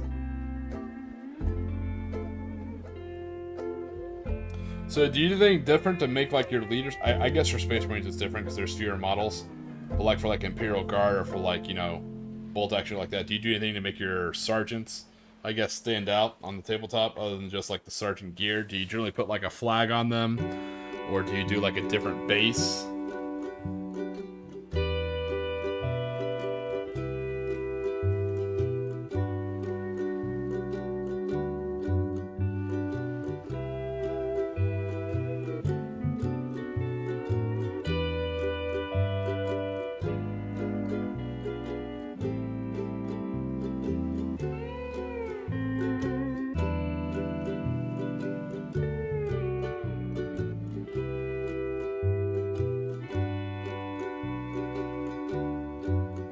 Oh yeah, I love that guy. You know, I never would have noticed the whole skipped leg day. I never would have noticed his legs until you put him up to that other unit. I was like, oh, he does have little chicken legs. It's hilarious. You beat me on purpose, don't lie. No, I'm saying, do you do anything special to, I said I guess it's different for Space Marines because you have like fewer models. But is there anything special you use to denote your sergeants or anything like that? Like, do you put a flag on top of them, or do you do their base a different color? Like, do you rim the base a different color so it's easier to pick out the sergeants?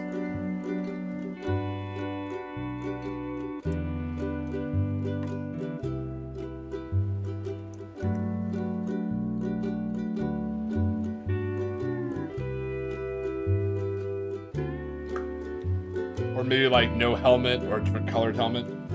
I actually don't know that much about Space Marines. I know a little bit, but I was always more of a guard guy, and I didn't really dive into any lore that wasn't guard.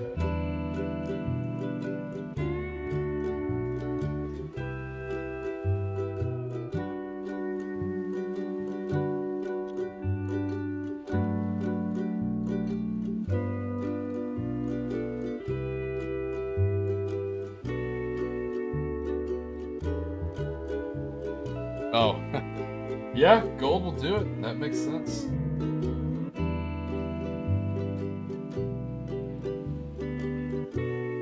I think with my guard army, Matthew, I'm not sure what you did with your guard army, but with mine, I did different colored stripes. They had a vertical stripe on their helmet, you know, fore to aft, and on their right shoulder, they had a horizontal color stripe. So leadership positions got a yellow stripe.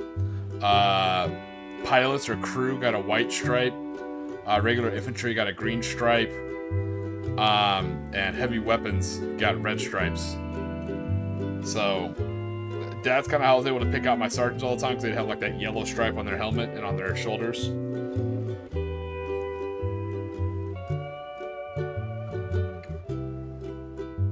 So my guardsmen had blue, because they were Imperial Navy. So they had blue uniforms with black gear, so black vest and black helmets.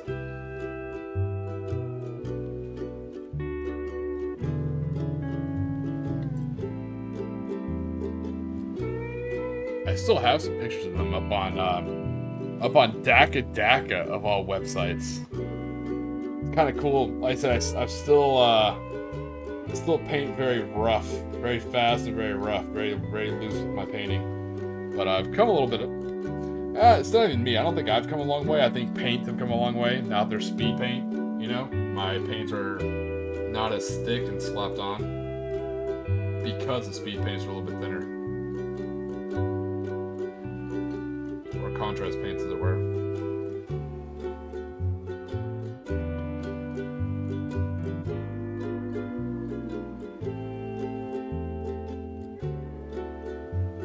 There you go.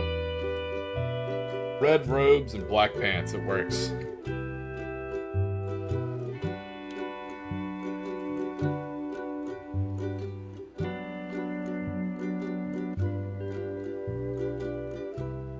Yeah, when I was building out my totally loyal, just don't want to pay taxes, my Renegade Space Marines, my Red Corsairs, I was actually looking at getting a box of Horse Heresy Marines and building them from there. Just because I like the traditional Firstborn style. I like that older set. But luckily I found an old school box of like tactical Marines, and that's what I used to build them. But it's so weird what a good value the Horse Heresy boxes are. It's still 28mm. But you get such good value from it. I was having a discussion in another stream the other day. We were talking about what can Games Workshop do to try and compete with 3D printing, and there's not much you can do. But my humble opinion, you know, it doesn't matter who the hell I am, right? My idea was bring back push-fit models, at least one model for each army. You know, for the guardsmen, you guys may not remember this, you used to get like 3 guardsmen in a box for like $8 or $10, and they were push fit. So it was like monopose push fit. It was cool, but very, very simple. Same thing. I remember getting like a Marine with like a free magazine or something like that. That was really cool. I think cheap push fit models for like super basic troop choices for each army will go huge. You know, like you can get like 1 custody or like 1 or 2 Marines. You know, maybe like 2 fire warriors, or maybe like a couple termagants, or whatever the hell the Tyranids are.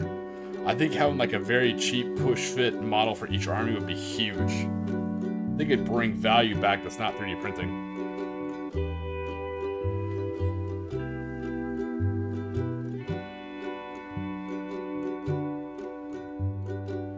You know, no special weapons, nothing fancy, no cool poses, just a very monopose, cheap way to build your army. Like my Death Watch were mostly made of either a box of tactical Marines with like Space Marine Scout bits, or they were like those free Marines they used to give out. You know, if you're like, oh hey, stop and paint a model, and it was like a basic Space Marine. I knew the manager, so he gave me a whole bunch of ones that like kids dropped and broke, and I'd like fix them and paint them. And then I just spent the money. You know, I got the Death Watch conversion blister packs from GW. I spent the money and just slapped that on their shoulder. Easy peasy. Had a whole bunch of different Death Watch Marines. Gave that army to my brother, so it's sad to hear, you know, what kind of came down with the Imperial Agents Codex. That was sad to hear.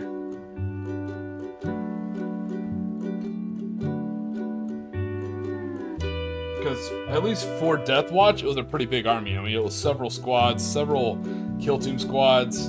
I want to say like maybe a couple bikers and 2 Corvus Block Stars.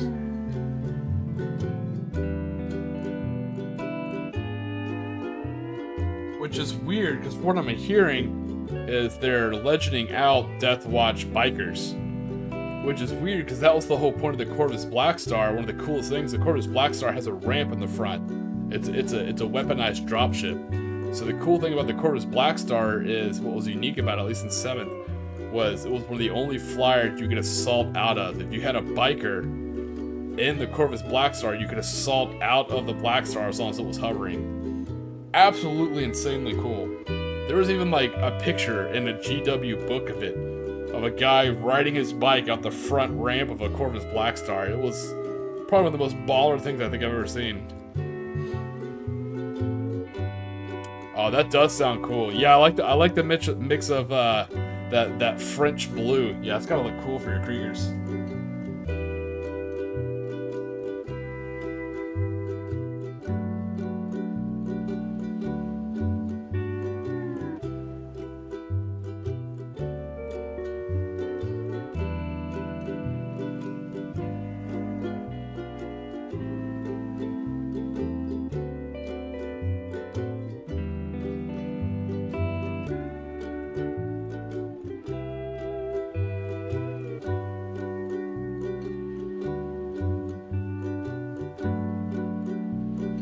Alright, I'm hoping to at least get everyone's pants done today, and maybe at least get most of the guns painted black. If I can finish black on all these models today, I'd be pretty happy, because that means I'm super close to finishing the models. I still don't know what I'm going to do for shoes. The shoes are difficult in these bastards. So I primered them some Dari Dust. So I'm going to paint the base using this. That's what I'm going to base these models in. So their shoes are weird. Some of them are like cloth moccasins. Some have like sandals on. And with their skin tone, it matches very closely to like the leather I would normally use for foot gear. So it's tough.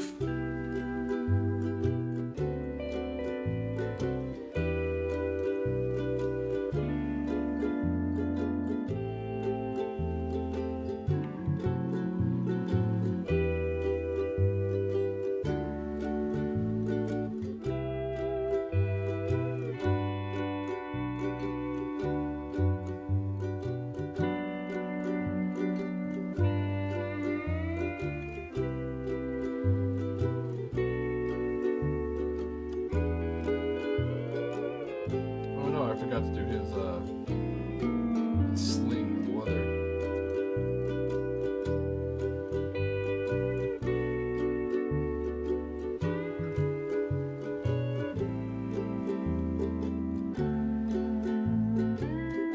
Yeah, I've heard that too. Next vid. Sorry, it took me a while to get to that. I've heard they're doing subscription, but I hear like they're already all sold out, and people are trying to like get on the list and stuff like that. I hear it's a great value, but it's hard to actually get on there. I don't know. I've heard some good things. Like I said, I think it's just beyond my skill set. It's like wet palettes. I hear they're absolutely amazing, but that's beyond my skill set.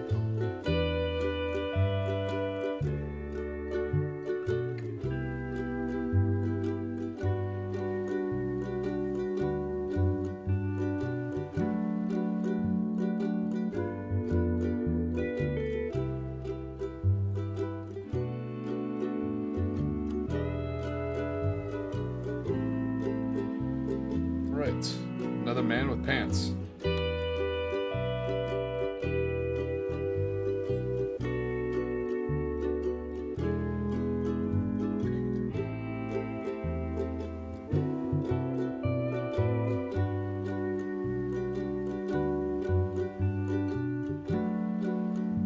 Give me a little bit more room to paint these.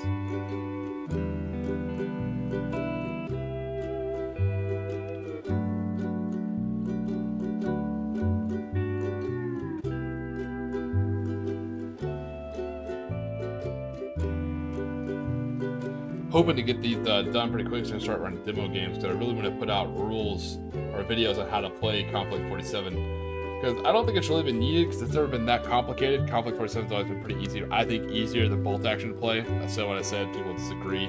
Totally fine. I love it. Disagree with me, please do. All I ask is that you comment so that we can talk and, you know, feed the algorithm. But with 3rd edition dropping for bolt action, the rules are revolutionarily changing. So it's going to be super important for me to put out a how to play Conflict 47 now that 3rd edition bolt action is out, because Conflict 47 basically plays like 1st edition bolt action, if that makes sense. I think it's a little bit faster because there's no templates. People are like, well, it's not as lethal because monsters are hard to kill. I was like, but, you know, monsters cut your infantry down pretty quick, so. I think you mentioned that last time. You're probably right, buddy.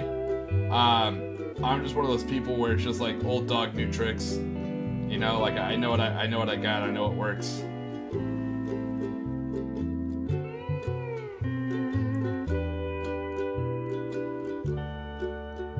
And I've never had an issue with Citadel pot paints drying out.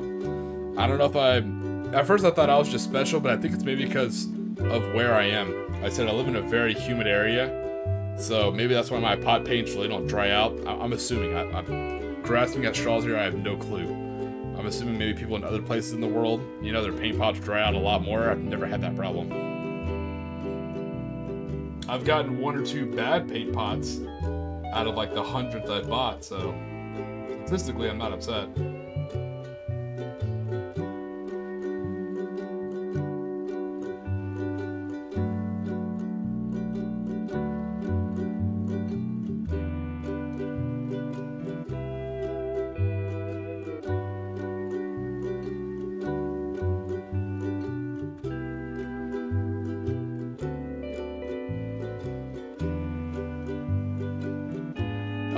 So the only thing I've heard about the magazines from Game Workshop, the only thing that has me worried is they're like, oh yeah, it'll come with like a special unit, you know, and if you want the unit, you have to get the magazine. And what that screams to me is I was like, oh god, the resellers.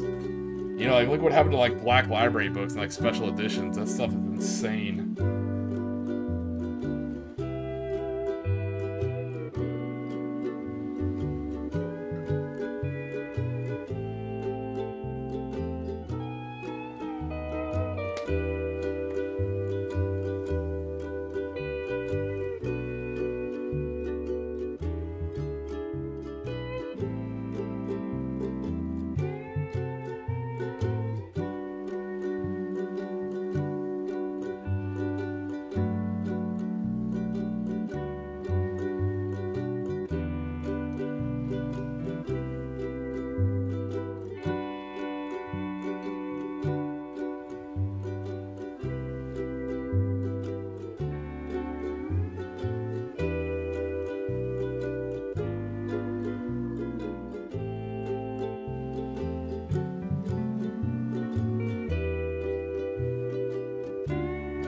Yeah, but see, that's my problem is I'd worry if I blend something, I wouldn't know the exact ratio to get that same level again. That's like when I finish a model, I take a picture of the finished model, and I take a picture with that model with all the paints that I used to paint that model. That way I know, you know, what shade is what. I don't have to remember anything. It's like on a picture. I know that with wet palettes, I know it's super cool to blend your paints, but I would never remember what formula I did to get what. You know, I can't even do it with mixed drinks. I kind of like just mix some stuff together. I'm like, yeah, that'll do it, you know? Same way when I cook, I just kind of throw stuff together. I don't really follow a recipe. I'm like, yeah, that'll work, you know? And someone's like, hey, can you make that dish again? I was like, no, I have no idea, you know, the exact ratios.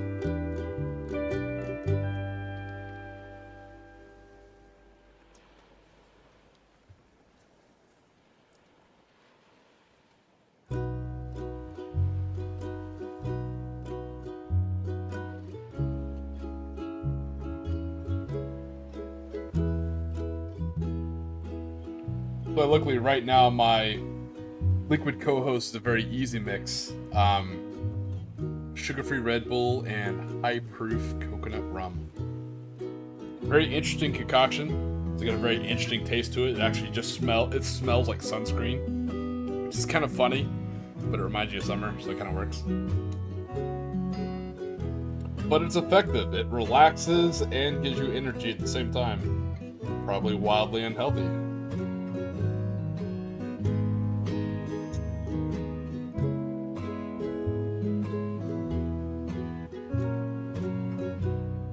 That's what I say. It smells like sunscreen. I mean that like in a good way. Everyone's like, why are you drinking sunscreen?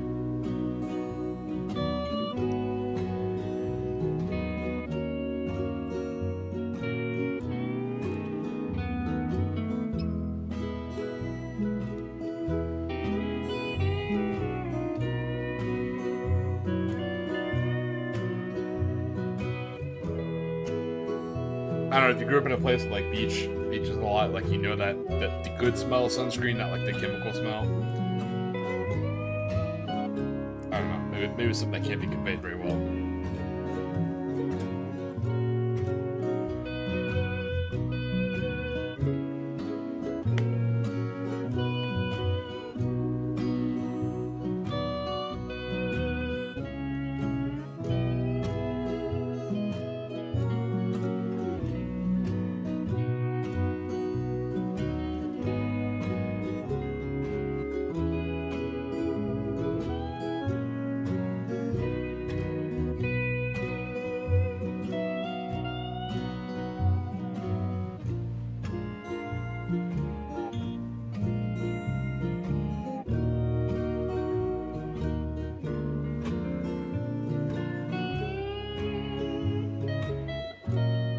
Well, so that's the hard part about offering a drink to a T-Rex. It got those little arms, you know, so you actually kind of gotta like stir it for him, you know, maybe put it like in a camelback, you know, sling it across his back, you know, and put the little tube in his mouth. That's how you tame a T-Rex. I appreciate it, Nathan. Thank you. Probably wasn't born this way. Like I said, I'm decently old. You know, I remember playing Oregon Trail on a floppy disk. You know, that's how old I am. But seen some stuff, been some places, and just here to relax and just chill. Love the hobby. I really like a lot of people involved in the hobby. I like to think I have the coolest audience. You know, I'll debate that with anybody. But it seems like in YouTube, there's a lot of good channels, a lot of good people, but everyone just has, people are just so fast for doing all that kind of stuff. I got into this hobby to chill and relax. Even playing a tactical game on the tabletop, you know, I'm still pretty chill when I play. You know, I don't get like super animated. I crack a lot of jokes though. What you hear now is basically what you get on the tabletop too. Just enjoy being laid back.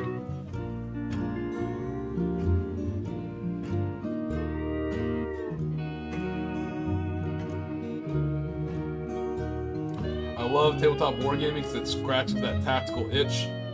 Like we talked about, everybody used an abacus. No, I need to go off camera and grease my abacus. You know, you slide those beads too hard, you might hit your finger. You know, get those abacus injuries. You never want your finger stuck in an abacus. That's just awkward to tell people.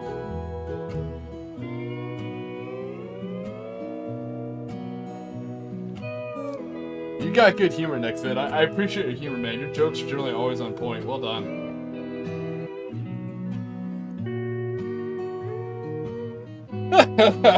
Just about, man. Just about.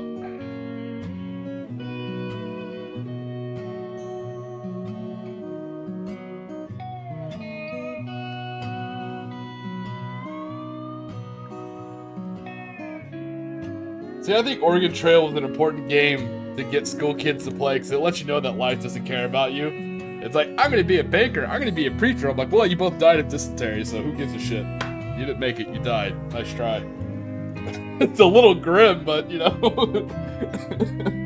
Always found it kind of funny.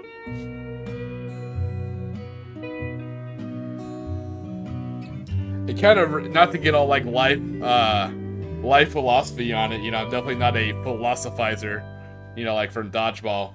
But it reminds me of that old Italian proverb that, you know, at the end of the game, you know, the pawn and the king go back to the same box, you know, like, try not to take it too serious.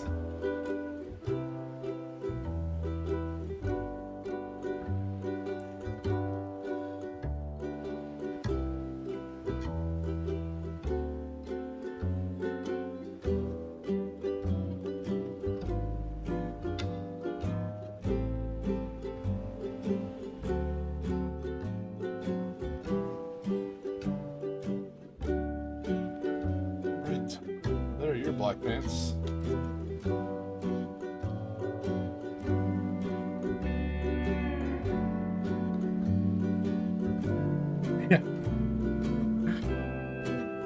Yeah, you load your wagon down with all this meat that you don't need. Oh yeah, man. Oregon Trail, man. Life lessons. Everyone talks about, you know how hard it's a Souls-like. Oh, it's a rogue soul. It's a soul-like difficulty. Or like, I played this on Iron Man challenge. was like, man, you ever played Oregon Trail when you barely know how to fucking read? You want to talk about a challenge? There's no saving the floppy disk.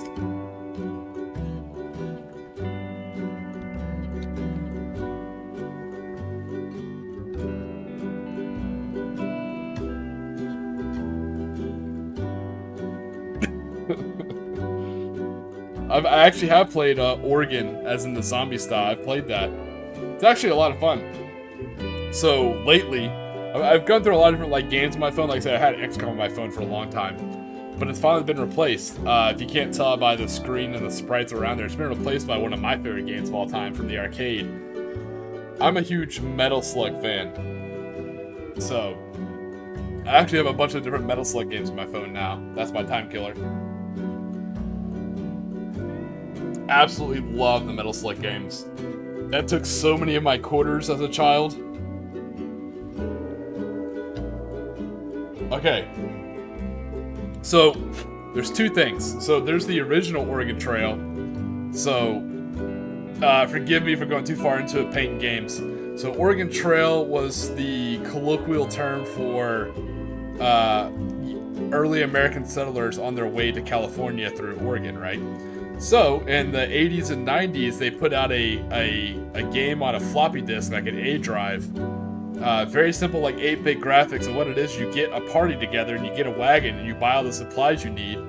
And you try and take the Oregon Trail and try and make it to California. And it hits you with questions like you would have had in the past. Like, hey, you're coming up on a river. Do you wait for the river to go down? Do you cock and float the wagon across? Do you try and ford across? You know, you have to make sure you have enough supplies in the wagons. You have to make sure you have enough food. If you don't have medicine, or if you eat the wrong thing, so you can get dysentery and die. Oh man, it's so good. So Oregon Trail, spelled O-R-G-A-N, is a spoof of that came out, I want to say like in like 2010s maybe, or like 2012.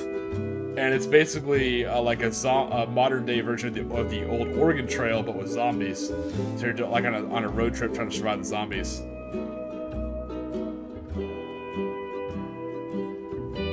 All right, and there is your American history for the day. You know, Oregon Trail.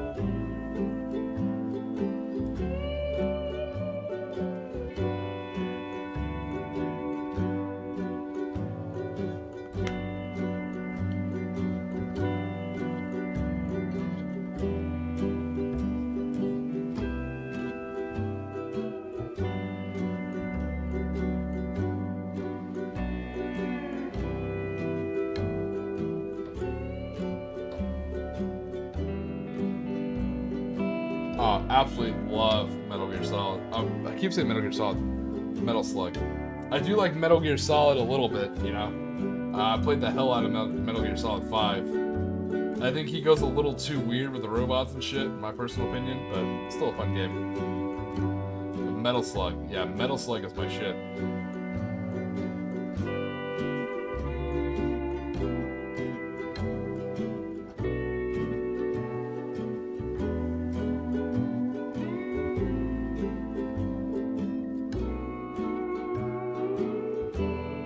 I don't know, when Metal Gear Solid first came out, it was really popular.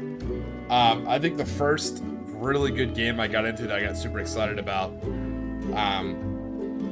for the 64, I liked GoldenEye and all that kind of stuff, but for the N64, it was the first Rainbow Six. Granted, this is when Tom Clancy was still alive and got to like have a hand in the games being put out under his name before they just used it to like put out slop.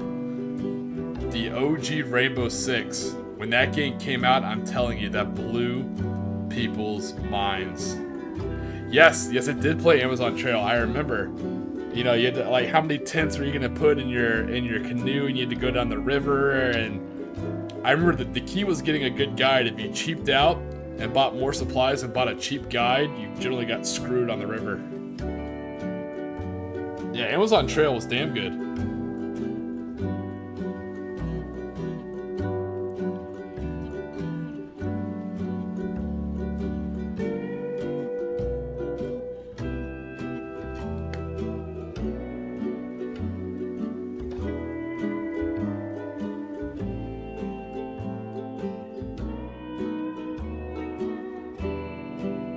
So I have a soft spot, in case you probably couldn't tell, I have a soft spot for not like underdog games, but games that generally weren't reviewed very well, or games that like people kind of overlooked. Because I'm gonna be honest with you, from like 2008 to about 2015, we were spoiled for good video games. So many good games came out that just didn't get a good shake because we just had so many games. You can only play so many games, you know? So that's why when I was talking to Nathan yesterday about the XCOM game that shall not be mentioned because it's not really XCOM, he's exactly right. It's not an XCOM game whatsoever. But if you play it as just like an X-Files game, absolutely amazing. If you like the combat from Mass Effect, you would love XCOM Unclassified.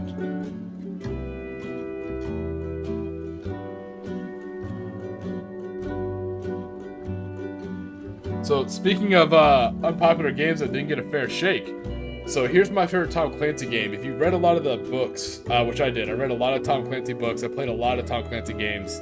I'm talking like the original Ghost Recon, the original Rainbow Six. I read a lot of the Rainbow Six novels actually. Hawks, I played Hawks. So one of the coolest things is if you ever played End War, Tom Clancy End War, it's a World War III simulator. It's a real-time, I don't want to say strategy, it's a real-time tactics game, RTT. So you get different units, like different, you can be mechanized, infantry, air assault, and it allows you to have different compositions within your army. And it's between the EU, America, and Russia, because it's like World War III. What made it unique for the Xbox and for the computers, it's all vocal controlled. You can literally just press a button, and as long as you use the right keywords, you can move all the units by voice instead of clicking. And what made the game really good, and what a lot of people hated about the game, because they're used to like StarCraft and stuff like that, which those are good games too. But with this game, you could only see from the camera of your units. So you only had POV from the units that you had on the field.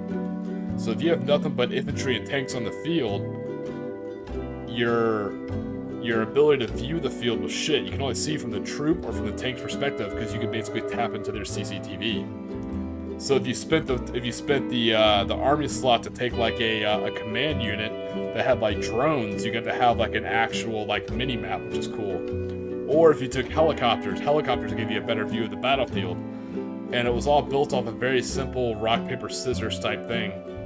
Attack helicopters were great to knock out tanks. Main battle tanks were great at knocking out armored personnel carriers. Armored personnel carriers had machine guns, which were great at knocking out aircraft. So it was that very simple rock paper scissors style mechanic.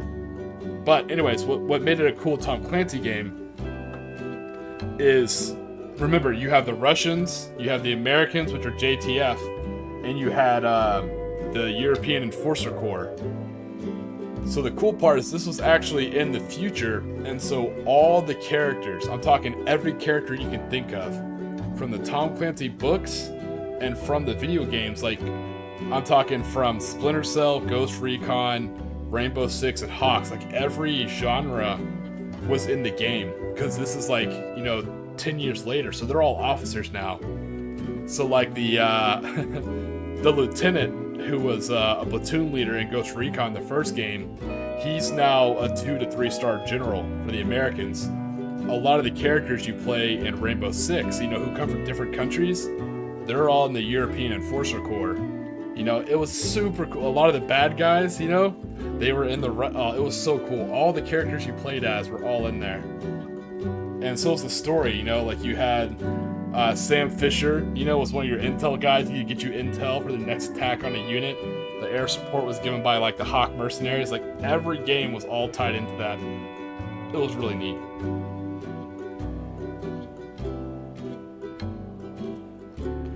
No, as long as you have good voice comms, and more importantly, it's kind of like radio discipline. As long as you know what you're saying. So some people would just hold down the button, they'd be like, attack that unit. And the game's like, fuck you, that doesn't mean anything. But you'd be like, Unit 1, engage Hostile 5.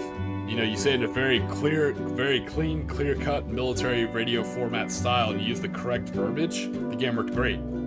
Because that's how the military works. That's exactly how military radio works. You don't just, press the button, think about what you're going to say, and then say it. That doesn't work. You think about what you're going to say, you hit the push to talk, and then you say exact, clear-cut, proper verbiage. So if you played the game militarily, it worked very, very well. So if you ever see it pop up for cheap, like on Steam or Xbox, pick it up. It's actually a lot of fun. You get to change your army compositions as they become veterans. They unlock better stuff. You can change their colors and stuff like that. It's really neat. And you get to choose how you want to upgrade your units. Like, you can make your infantry better at range combat. You can make it better at, urban combat. It's pretty cool.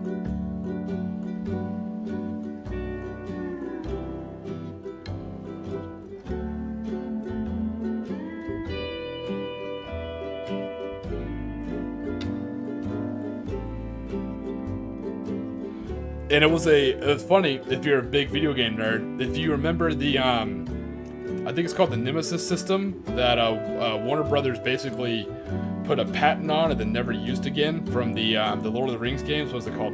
Not War of the North, but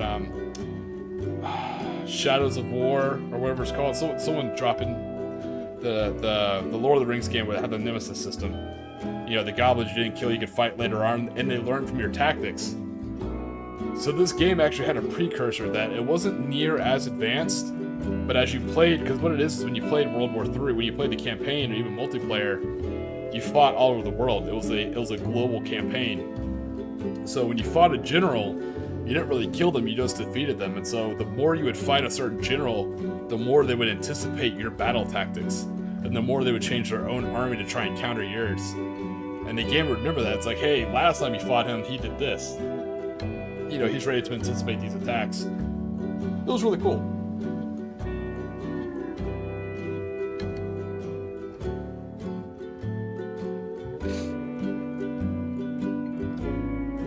So, there you go. Tom Clancy's In War. Take a look at it. Pretty cool. You can probably find it for, crazy cheap.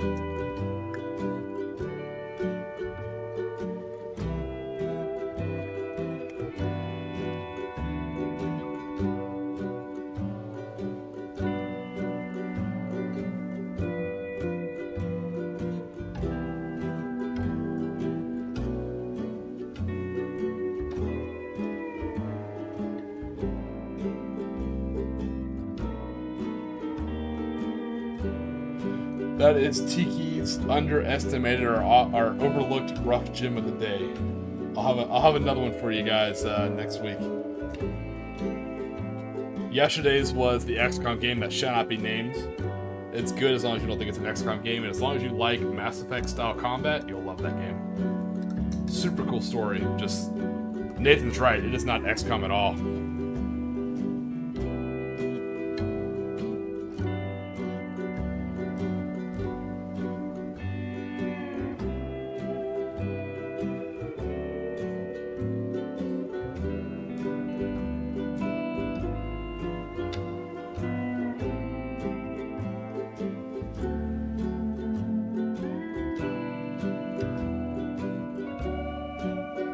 Guys, I usually stream for about 2 hours, but today I am going to go for about another hour, just because I don't work tomorrow. I finally have a day off, so it's kind of nice. So I'm going to sit here and enjoy my rum and Red Bull, as it were, and keep painting these tan pants black, and chat about anything you guys want to chat about.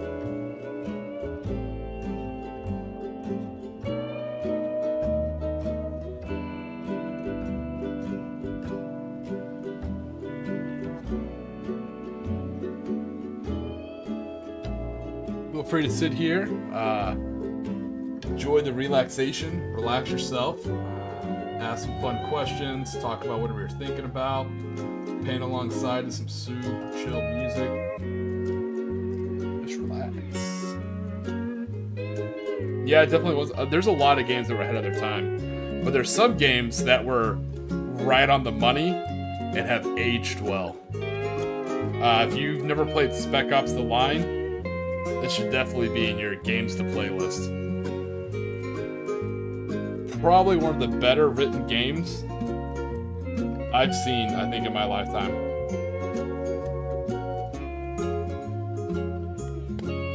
I can't talk, it's not worth talking about because that's not something, you don't want the story of that ruined for you. If you you're gonna play Spec Ops: The Line, put yourself in immediate blackout. Don't read or look at anything about it and go straight into it. And just pay attention. Pay attention to everything. Yes. Yes, Age of Empires 2 is... It was balanced. You know, every time I see Age of Empires 2, I think like Thanatos, you know, like when he hands the girl the little knife, he's like, balanced, as all things should be. You know, perfectly balanced.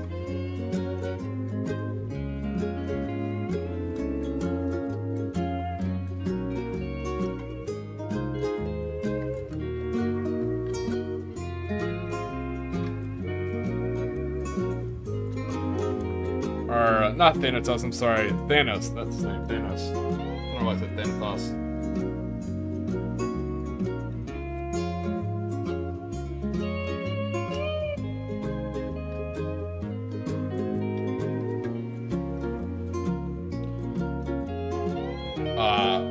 Another classic, well made and well balanced, and the story's damn good, is Star Fox 64. Man, often imitated, never yet to this day duplicated.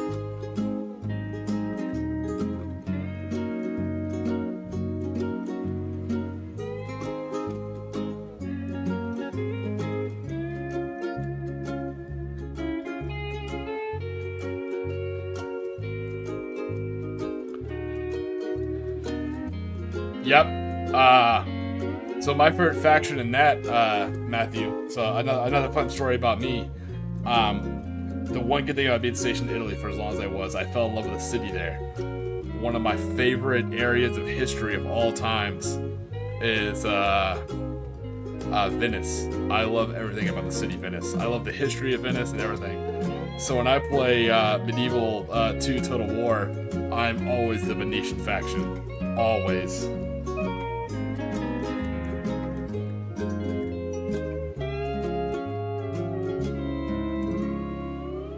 If you're looking for interesting history, like in for Europe, I'm talking medieval, Renaissance, it doesn't matter, dude. Just look at Venice.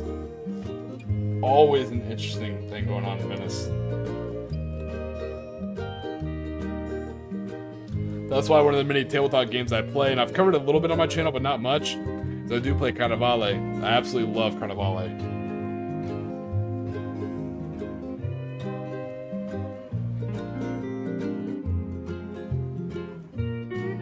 If you've never seen what Carnivale looks like on a tabletop, like the game, if you think Bolt Action has heavy terrain, man, you haven't seen Carnivale. It's actually a three-dimensional tabletop war game. You have some races that can like swim the canals and pull you down and drown you. You have some factions that are like Assassin's Creed that can jump off rooftops and like assassinate people. Or some fight in the streets and use guns. It's like a crazy, kind of like Necromunda, but more Assassin's Creed, Cthulhu flavored, I guess.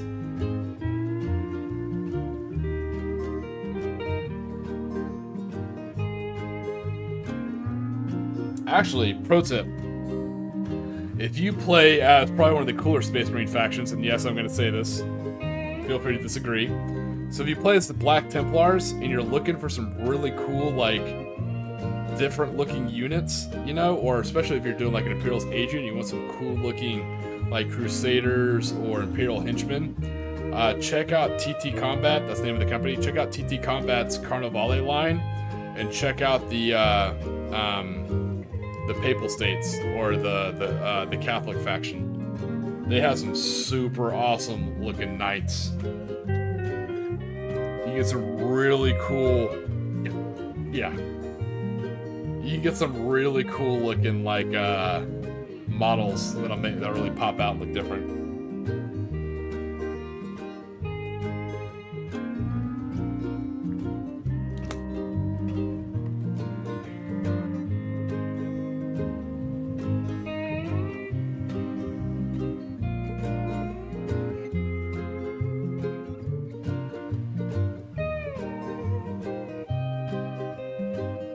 I used a lot of their noble faction in my old world merchant navy army. It's basically just Empire, just reflavored. Since Pirates of since Sartosa or Vampire Coast isn't a thing yet.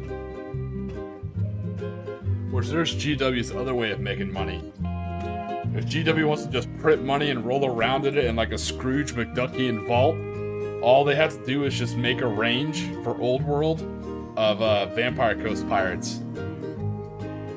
Space mates.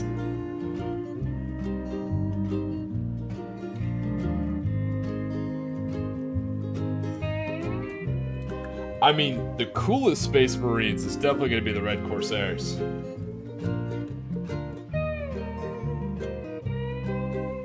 You can't beat Red Corsairs, but...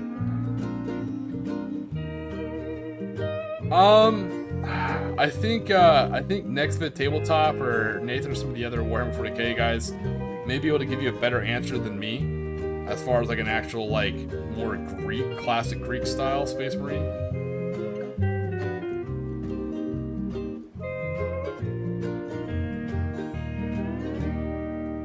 I'm trying to rack my head.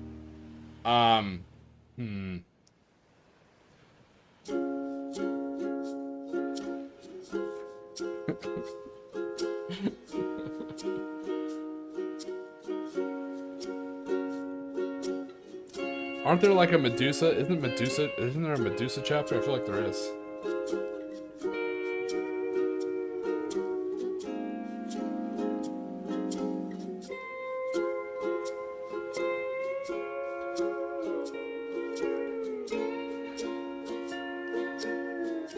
It depends what you do with the tax money, because pretty sure the Inquisition doesn't pay taxes either. If you don't know the lore behind the Badab War, it's a pretty good chunk of lore for Warhammer 40k. He was just trying to lock down that Maelstrom, you know, hold it back from chaos. He decided to use the tax money to buy more soldiers.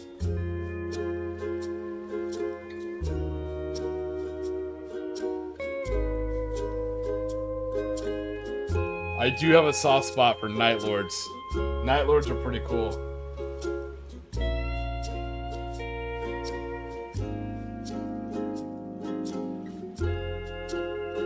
It's like, I don't really think the Night Lords are that bad of guys. You know, you gotta look at it this way. I mean, yeah, they may, like, flay the skin off 10% of the world's population and wear that skin, but that scares the other 90% not to do stupid stuff. So technically, they're saving more lives than, like, you know, the Ultramarines just came down and started blowing up cities.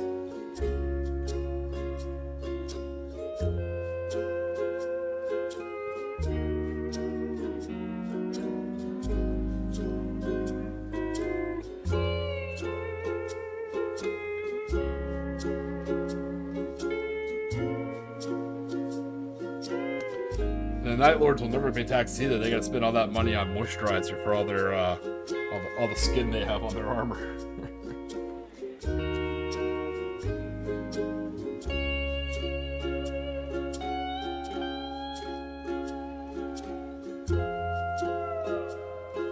But to get back to your question, man, I'm not sure if there's a particularly like Greek, because I think Greek, it's got like a shit.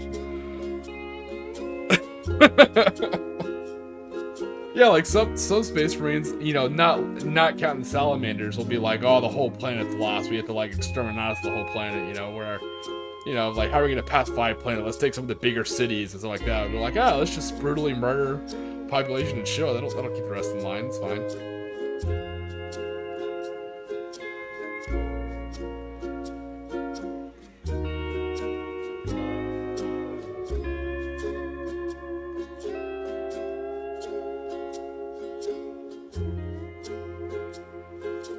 So the book I would love to see, or like the story I would love to see from Warhammer 40k lore, is I would love on one planet to have Night Lords and Raven Guard be on the same planet, but them not know it yet, and they're investigating, looking for relics, and it turns out to be a Necron tomb world. So it'd be like full of Necrons, and both the Raven Guard and the Night Lord are basically conducting, you know, hit and run tactics, guerrilla warfare, you know, on a Necron planet that's constantly at night, you know? Oh man, that'd just be a hilarious book.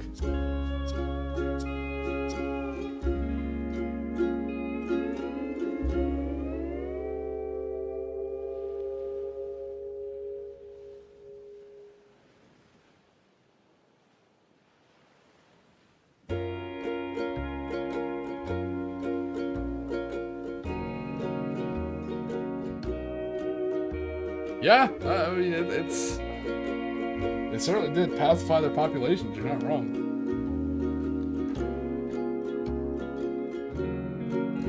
See, I always think the Gene Stealer cult, while not necessarily, maybe not like the good guy faction, I always think their faction makes the most sense. Of all the factions out there, like, you know what's gonna happen.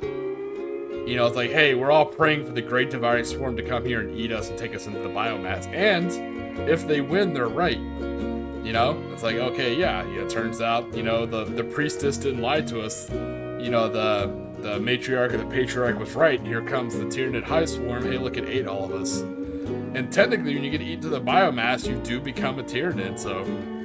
Like, of all the propaganda, of all the factions, and all the lying that goes on in Warhammer 40k, I feel like the Gene Stealer cult is surprisingly one of the most honest to its own people. It's like, hey, your life as an Imperial citizen in the mind really sucks.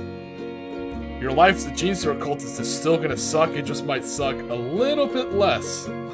Also, you're going bald and here's your third arm.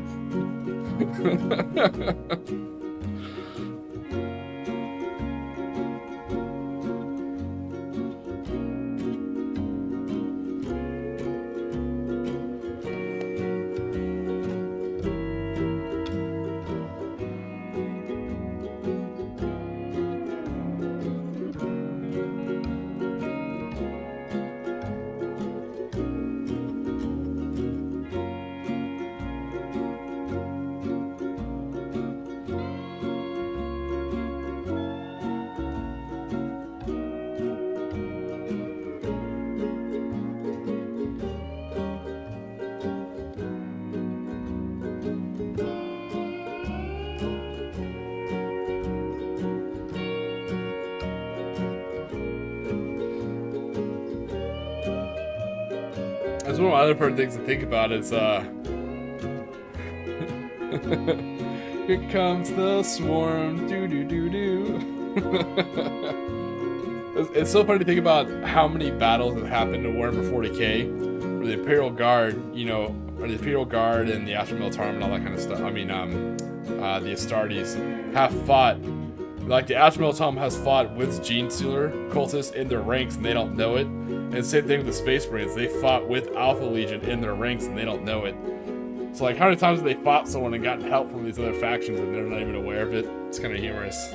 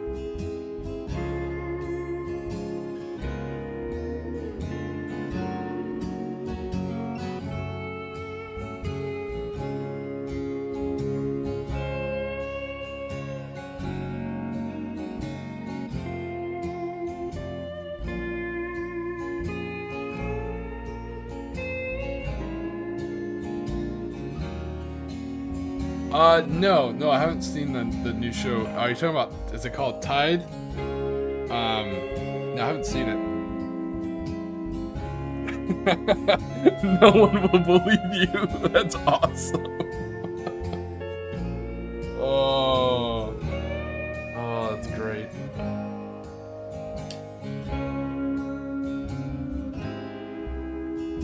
But no, I haven't seen Tide. I may steal it for some footage. So I actually have one. I have one. What do you call them? Like an AMV or a GMV. I have one animated music video for the Gene Stealer cult of all things, and the Quiet Order Gaming YouTube channel. I I put out a real quick little video for them, you know, using a lot of their cutscenes and footage. I have one in the make. I plan on making one for the Sisters of Battle and one for the Aeronautica Imperialis, you know, Valkyrie pilots. So there's some videos I have on the deck. So every now and then I'll watch some of those videos like you mentioned, Paint, and just steal some clips from it. But no, I probably won't watch it this whole thing. If it has the Custodes, I'm not going to watch it. Nothing against Custodes or people who play Custodes. It's just that was part of the lore change when I just like stopped following 40k. You know, when Custodes came out as like their own faction, and like Primaris Marines, I'm like, you know what, I'm out skis. So anything with a Custodian, I'm like, eh.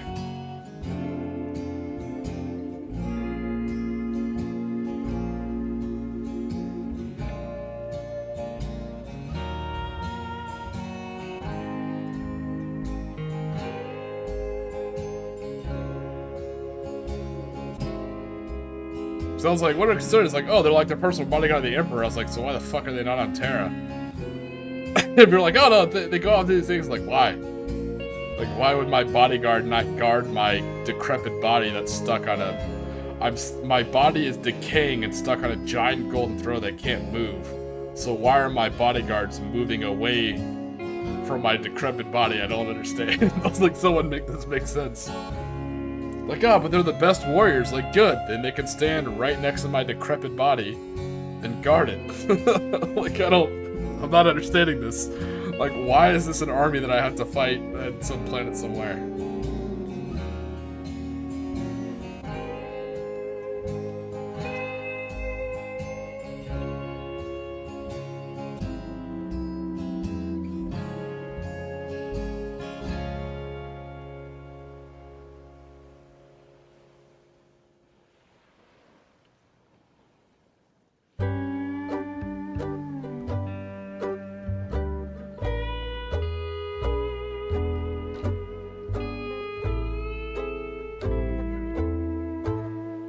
Oh, yeah, so see, same thing. I think I left when he came back to life, or whenever the hell he came back.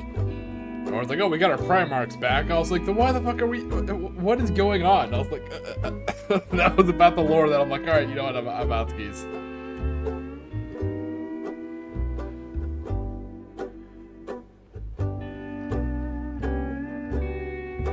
But see, that doesn't make sense either. Because if you're sending off a small team to go protect the Emperor, that means it's coming from one of three threats. Either it's a demonic threat, which would be Ordo Malleus. It's an insider threat, you know, so okay, Ordo Hereticus, you know, or it's an alien threat, okay, Ordo Xenos. You already have three special branches that specialize in this shit. Like, why would I send out my bodyguards? Like, that's like classic 80s movie bad idea. It's like, oh no, I hear a bump outside. Let me send my close protective detail outside to go check what that is. Oh no, the bad guy got inside and fought me. How could I ever, if this happened? What is this? The consequence of my terrible tactical actions. Oh no! It's not even bad writing, it's just bad tactics. I think it's even more unforgivable.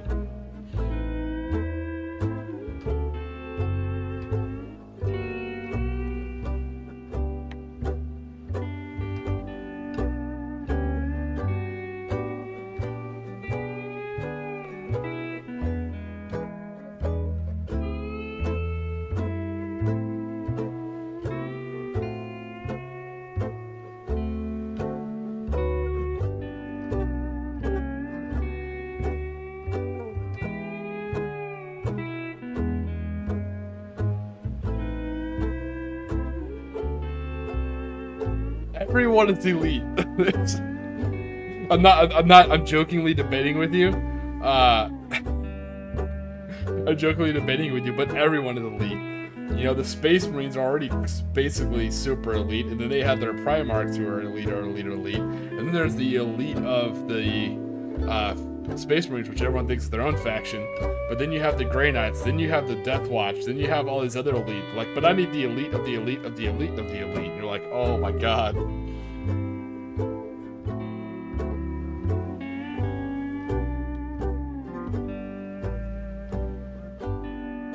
So the problem with using like put good use to your greatest weapon is secrecy can be its own thing. The more you hold the banana boys back, the less the enemy knows about them and can calculate their strength and how to beat them. And more importantly, every time you travel, you're exposing yourself to the warp. And these are like people born and raised on Terra.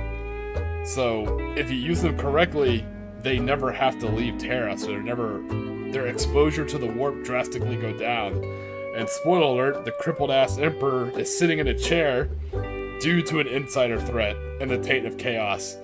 So you think he'd be like, let me keep these Primarch, or let me keep these specimens away from the Taint of Chaos. Because last time I let someone get exposed to chaos, my son came and shanked me in the dick.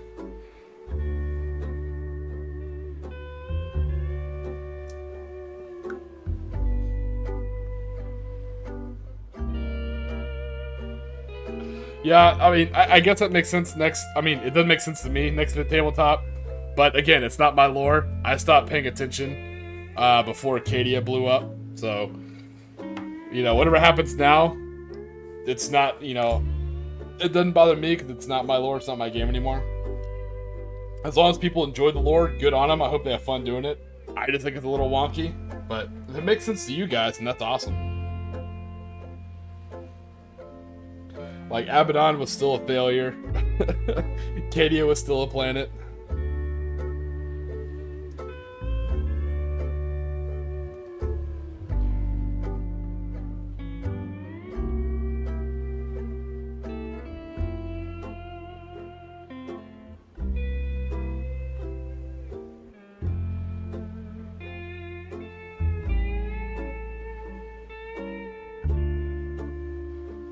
But like I said, it's all your individual lore. So a lot of people like that the Primarchs came back. A lot of people like a lot of the new units, which is totally cool. I mean, I'm not going to debate and not think they're not cool. What you like is what you like, and as long as it brings you happiness, man, that's awesome. And I'm super happy for you, truly. I just think it's kind of weird, and I like joking around about it. Hopefully I didn't bother anybody by talking about the lore.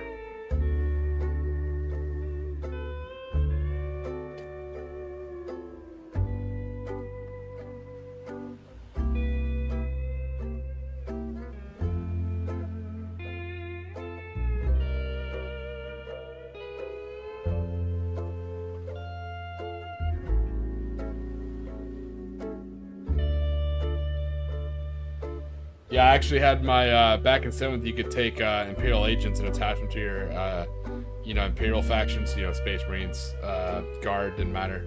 So, because my guys were Imperial Navy, I had the story that I had an Inquisitor, but he's a super, in the world of Inquisitors, he's very, very low ranking, he just made Inquisitor, and he's, Ordo Hereticus, so the way he hunted down traitors and witches was he just dressed up like a regular naval armsman and just kept getting assigned to different ships.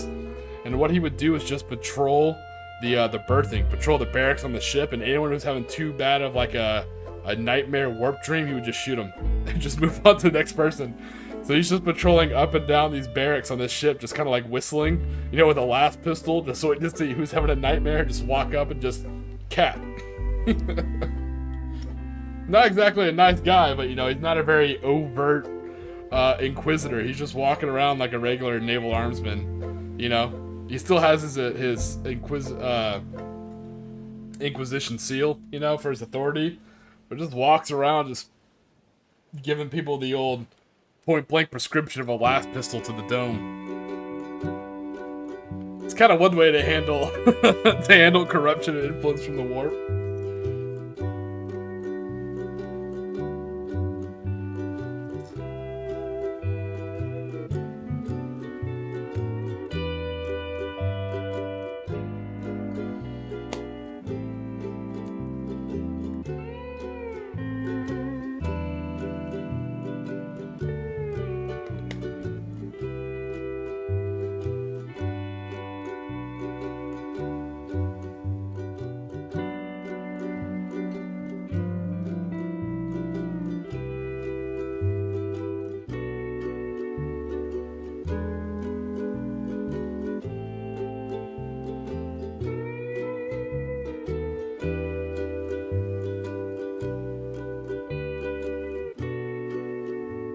I thought they did the, I thought when they brought back squats, or what do you call them now? You can't call them squats, what are they, Votan or whatever?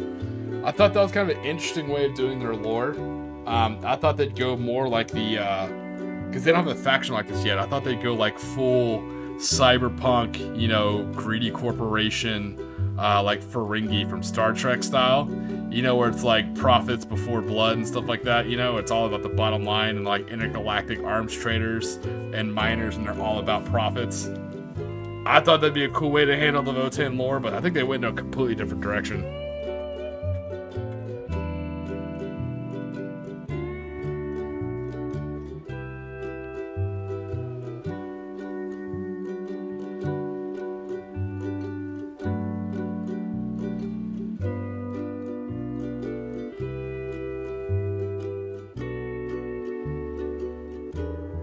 Alright, man. Hey, thanks. I appreciate it. When I hop off, I'll come check out your stream, man. I appreciate you coming in and dropping some Space Marine lore on us next vid.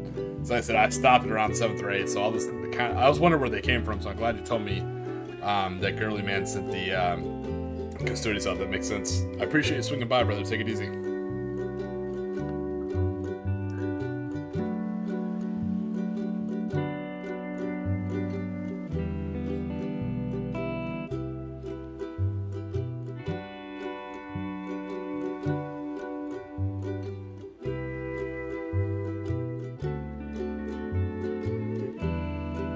So that would be, oh man, you would talk about random things. So pull up a chair, Nathan, if you don't already have one. Here's my idea of what I think would be a cool Warhammer 40k show. That would be a good introduction to the 40k universe. So a lot of people are saying go with the Eisenhorn books. Yes and no. What I think would be cool, and again, my own personal opinion, what the hell do I know, is come up with a new Inquisitor, you know, and this is pulling from my own headcanon. I had a unit like this. If you're familiar with the lore of the Great Hunt, what it is, or if you've ever heard the song Ghost Riders in the Sky, they're basically kind of the same thing. So there would be this giant hunt of almost like Charon, almost like ferrymen, right? These are eternal hunters, the eternal damned ferrymen, whose sole job was to track down supernatural monsters and creatures, kill them, and kind of balance out between the living and the dead. Lore-wise, it changes per where you're from. You know, in the Wild West it's different, in Europe it's probably different, but there is something called the Great Hunt. So what I think would be cool is if you had an Ordos Xenos Inquisitor. And what the Great Hunt is they literally hunt down Xenos artifacts. And so each different episode, or each different couple episodes, it could be a completely different artifact. One could be like a ring, like an Eldar Wraithbone ring that some, you know, planetary governor is using to give himself extended life or extended influence over other people. You know, so that they land, figure out what's going on, murk his ass, take the artifact, either destroy it or keep it and bring it back. And like the next episode, it could be a completely different art. So you have all these episodic episodes, you know, with different artifacts each time. Kind of like a Warehouse 13 style show, if that makes sense. I think that'd be a cool way of doing the Warhammer 40k, because you get introduced, you can see all the different factions, you get to see sometimes Space Marines, sometimes Guardsmen. Like I said, it'd be an Inquisitor, like his own like Inquisitorial Stormtroops. You know, they fly in on like dark out Inquisitorial Valkyries, so it look like Ghost Riders in the sky. You know, I think it'd be kind of a cool idea, and it kind of gives it more of that space western feel.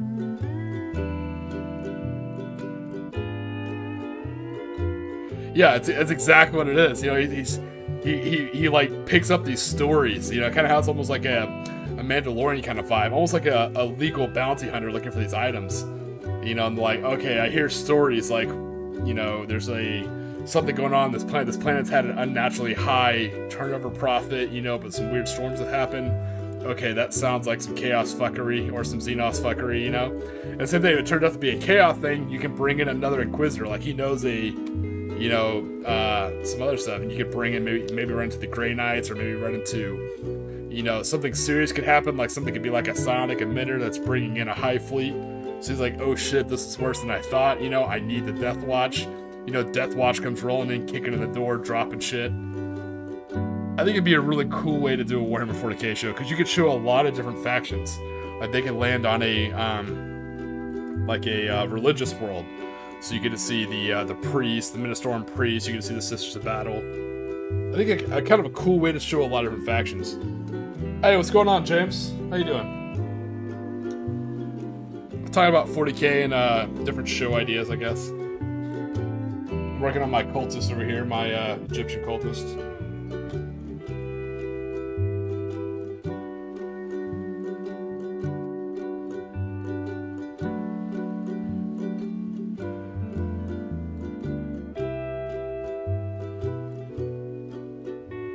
Yeah, that's exactly what it's like a blood rim. Like, hey, that's sure is a nice Xenos relic. If you hated someone, shot you in the face and took it. What? Bam. Just took that shit. Yeah. So with my long ramblings, that'd be my idea of a approachable 40k show. That way you're not doing, because all the other stories are just too big to tell. Like the big War of Gaunt's Ghost would be too hard, the Badab War too hard, Horus Heresy too hard, too much money. You'd have to like lean too much into giant CGI kind of stuff. That kind of stuff you can still do small sets. And it could be episodic too, where you don't have to like watch the whole thing, you can just like catch small little bits. It's like the relic of the day, like what's the relic of the week kind of thing.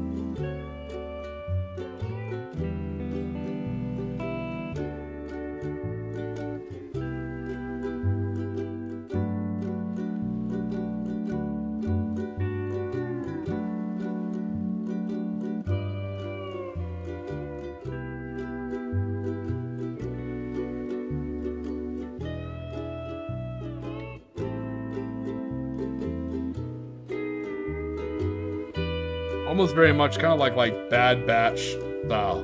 He gets like his own like little group of stormtroopers. You get to know all the different kind of stormtroopers. I think it'd be kind of cool. Like he could have his own like kind of tech priest, and it's almost kind of like Rogue Trader, but more on the actual like combat side.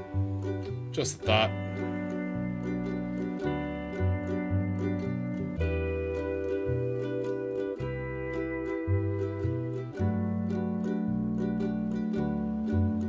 So I think you could cover a lot of different. So it's kind of like a widespread instead of a deep show. Because if you go too deep in the lore, you're gonna upset. So no matter what you do, you upset people.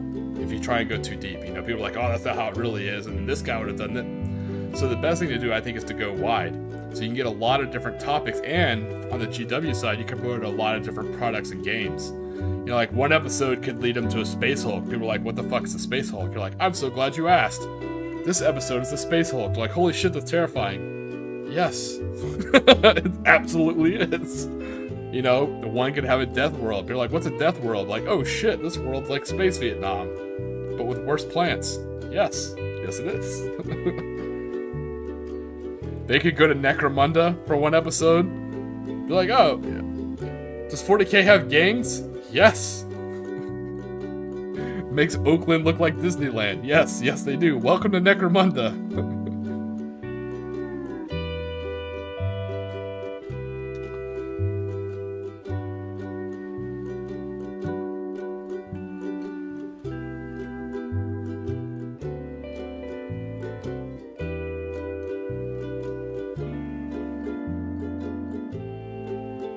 Yeah, I feel like you cover a lot of different 40k topics and a lot of different 40k factions. By doing a show like that. But I am literally just an inanimate tiki mask that bounces around. What the hell do I know? But I can't drink. That's what I do. I spout nonsense and I drink. It's a simple life.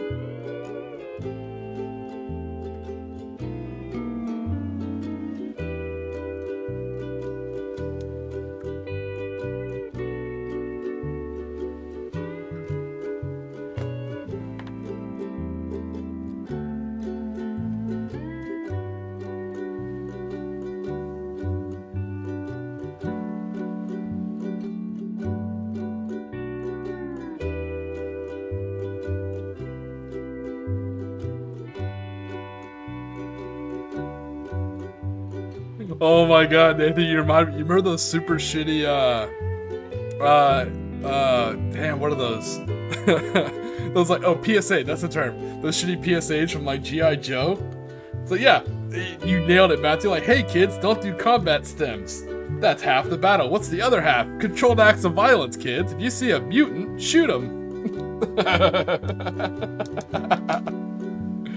Oh, God.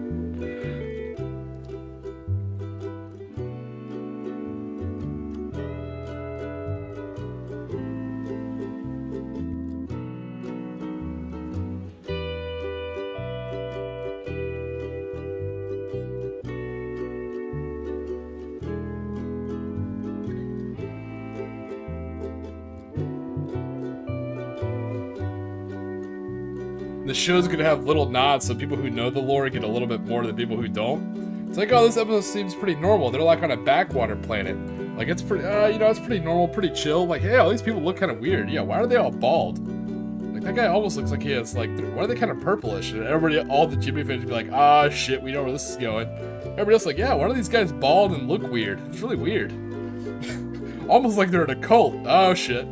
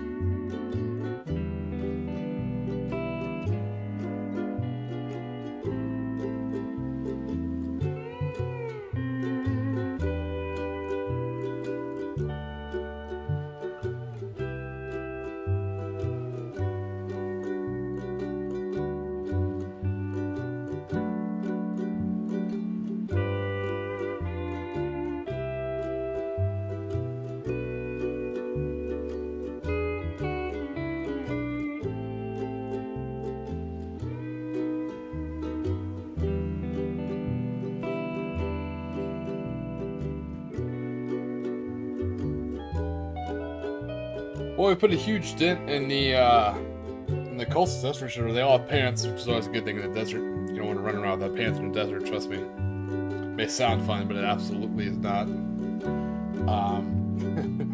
We painted all their leather goods. So like I said, batch painting is definitely a pain in the ass, but it's the only way to get the stuff done. But yeah, Matthew, the golden rule still stands. I'm trying to do like 11 bottles at a time. It's better just to do 5. 100% the key to batch painting is just doing groups of 5.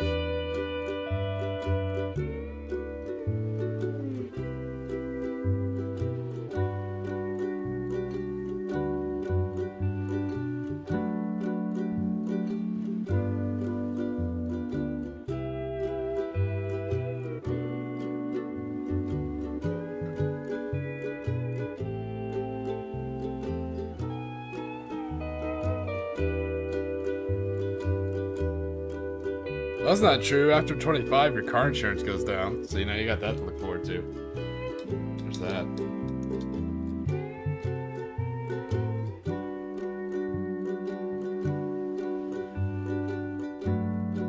Now, everyone tells you it's worse getting older. It's actually pretty awesome because you realize how much, like, mundane, petty shit doesn't matter.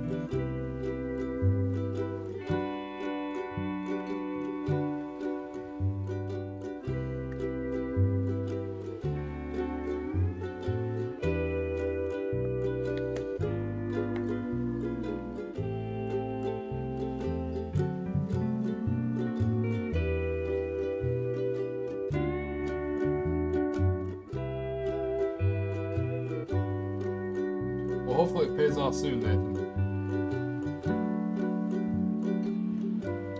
There'll come a moment in your life, and no one can tell you when it is, only you know when, but everything just kind of clicks. And once that happens, everything literally just nothing falls into place. You can just see where things go. Everyone's like, when does all this stuff fall in place in my life? It's like, it doesn't. It's just like one day you can suddenly, it's like one day you find the instructions. You're like, oh shit, okay. This piece goes there. That makes a lot more sense.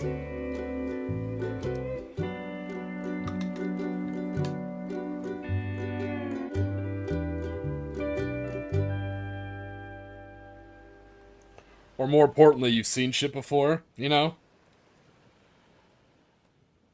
It's that classic Back to the Future where it's like, oh, I've seen this episode before, you know? Like, I know how this is gonna end.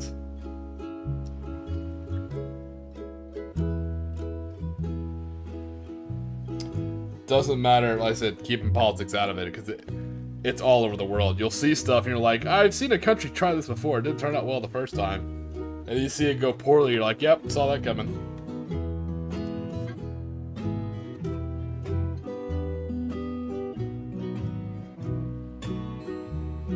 Nice.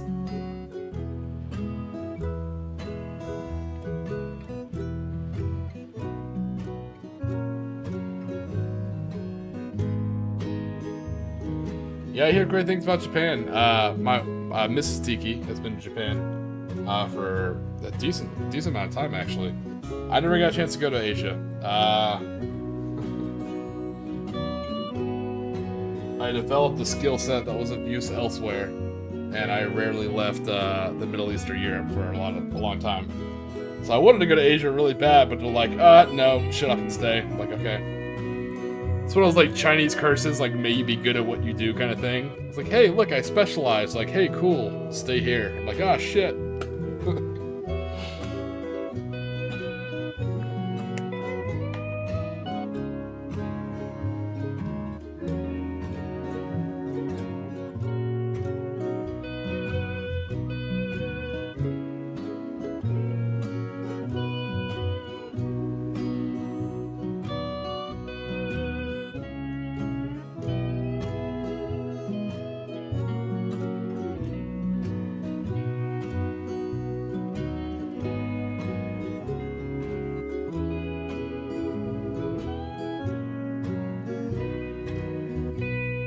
I liked Arizona. So Matthew, I know it's more of a New Mexico question, but let me see how much of it transfers to Arizona. Do you like green chilies or red chilies? I'm partial to green myself. I know it's kind of more of a New Mexico than Arizona question, but I'm sure there's a little bit of overlap.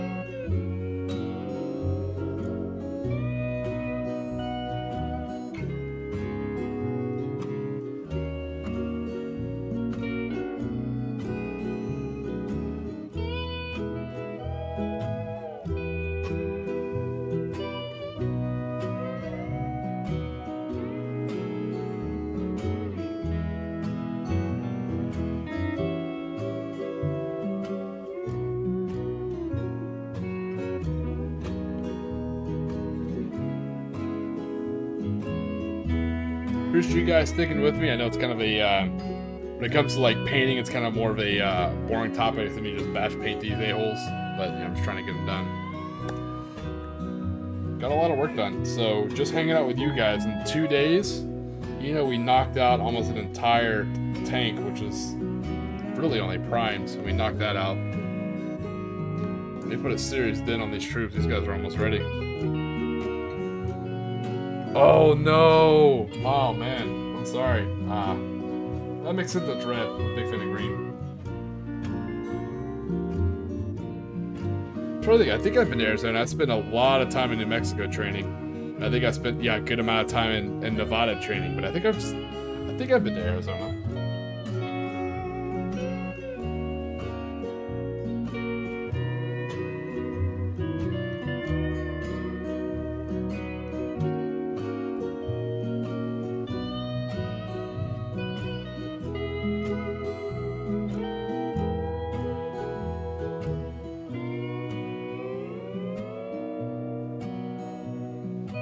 The good thing about a Countess German army is the leaders, second lieutenant and the adjutants, get assault rifles, which are crazy useful in bolt action or conflict 47.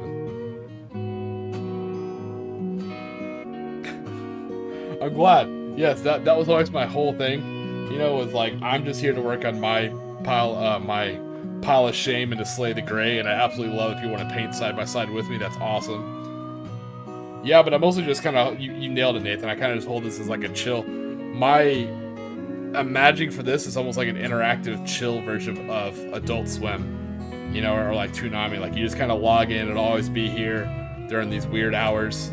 You know, you can check in, just kind of chat, talk about whatever you want, drop some jokes in, relax, chit chat, and then go about your day. Just something on the weekends to kind of check in on, you know. If you're ever bored, if you ever can't sleep, if you're up too early or up too late, you know, I've always kind of wanted this stream to kind of be there for you.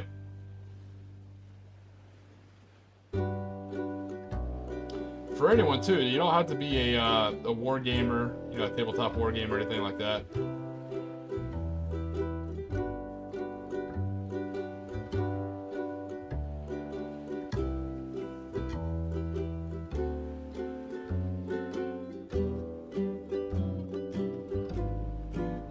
Dude, I'm glad, man. Yeah, you guys are really you guys are motivating the shit out of me. I appreciate it. Especially your kind words in your video, Nathan. I can't tell you how much that meant, man. I even showed that to Mrs. Tiki. She thought it was cool. That really motivated me. Man, I appreciate it. I actually, probably here in about a week or two, I may actually move up to 3 hours. I may stream like 3 hours on Saturdays and 3 hours on Sundays. I absolutely love what it's doing to my models. I have so many models painted that would have taken me like a year to paint.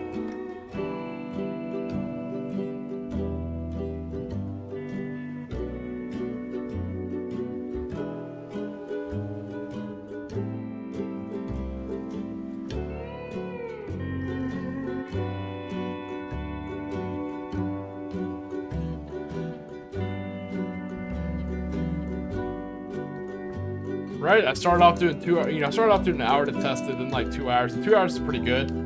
But you know, I may be able to squeeze. Like I said, especially once work relaxes for a little bit. I have a very high stress job, high tempo job. So once that kind of calms down a little bit, if I can do 3 hours, I think that'd be legit. Because I have so much terrain and so many models to paint.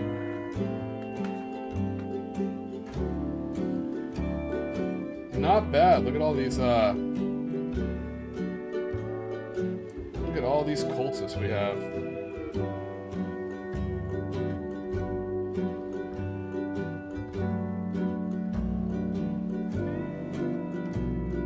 You can see some of the mummies and how they kind of blend in a little bit.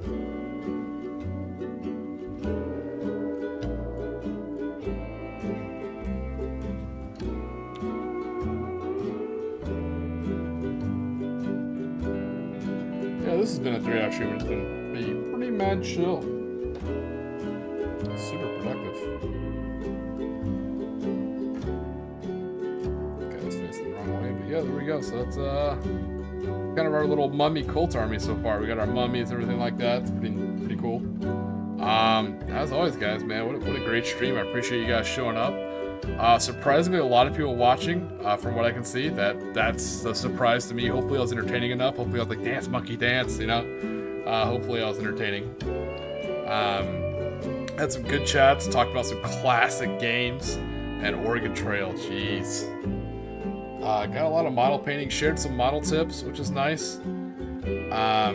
For those of you who don't know, who didn't see it yesterday, here, let me show you. This is our tank for this army. As you can tell, we use that Tesseract glow, and I followed the advice and I used white paint, and then I put the Tesseract glow on it, and I liked the results. Turned out well, for my standards anyways. So don't be afraid to use that Tesseract glow for like some cool stuff. Just slap down a little bit of white base paint, and it comes out pretty well. We talked about wet palettes. You know, sometimes they're great. I'm down here where it's humid, like year round, so I don't really have to worry about my paint drying out. So I paint straight from the pot like a heretic. Talking about some hilarious 40k lore, man. Just overall good times, good vibes, man. I'm glad. But for those of you still watching the stream, like I said, I put out videos on Wednesdays, usually lore videos for Conflict 47. Sometimes they're short, sometimes they're longer. So hopefully, if my day off on Monday stays a day off, I can get a lot of good video work in. So I can have some better videos coming out on Wednesdays, so the little 1-minute shorts. But if you're craving some more stuff, on my channel, there's a link to Quiet Order Gaming. It's a podcast, a Minotaur and Break Room I do with a few other people. We talk about all sort of stuff about tabletop gaming, you know, etiquette, social style, all that kind of fun stuff. Talk a lot about 40K. Pretty fun podcast. I think there's like 8 or 9 episodes. Other than that, man, if you guys have any kind of videos you want to see, feel free to drop a comment. Let me know. My Discord's on my channel. You can find me there. There's also a link to my Facebook. You can find me a lot of different places, and I'm pretty, like I said, I'm usually open to chit chat. Anything you guys kind of need, just let me know. If there's anything you'd like to see or anything you think I could do better, also let me know. Like I said, just drop a comment. I generally always respond within a day or two, and I'm always happy to talk to you guys. But ultimately, unfortunately, we're coming to a close for this weekend. We'll pick up these live streams again next weekend. I do it Saturday and Sunday, 2 a.m. to 4 a.m. Eastern. I may kind of space that out to 3 hours. We'll see. But ultimately, what I hope is that if you guys are going to sleep, man, I hope you do get some good sleep, and I hope it's very restful. If you guys are going to work, I hope it's a nice, safe, easy day. I hope you have a good day at work, because you've definitely earned it. And I hope you guys just ultimately just kind of have a good time out there. Like I said, there's a lot of stress, a lot of it kind of enters your life, and I hope you guys kind of just have more of a relaxed time. Because it's not easy. Sometimes it's hard. It can be hard to relax.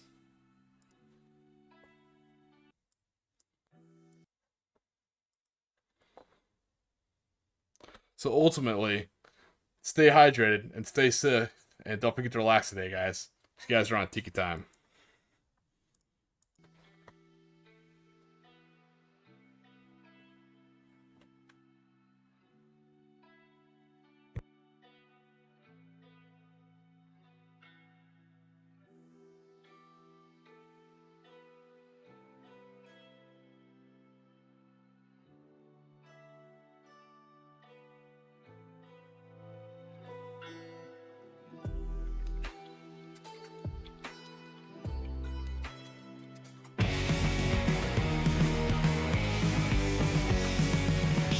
Soldiers on wooden sand, type 30 rifles in hand, hula gals with summer smiles, no war drums, just beach for miles.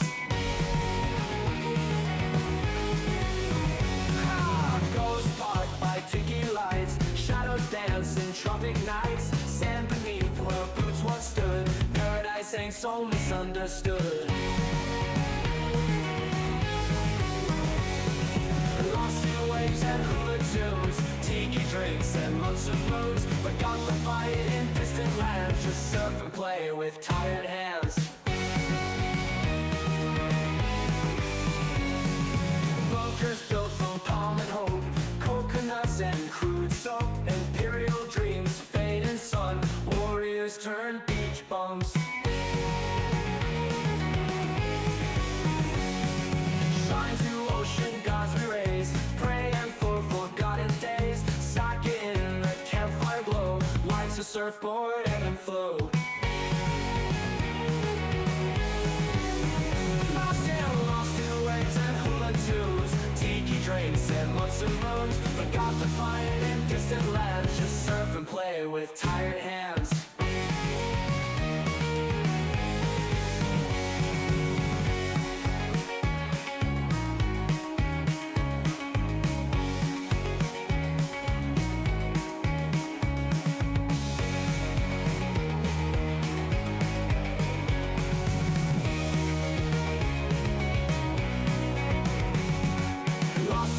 And hula tunes, Tiki drinks and months of moons, forgot the fight in distant lands, just surf and play with tired hands.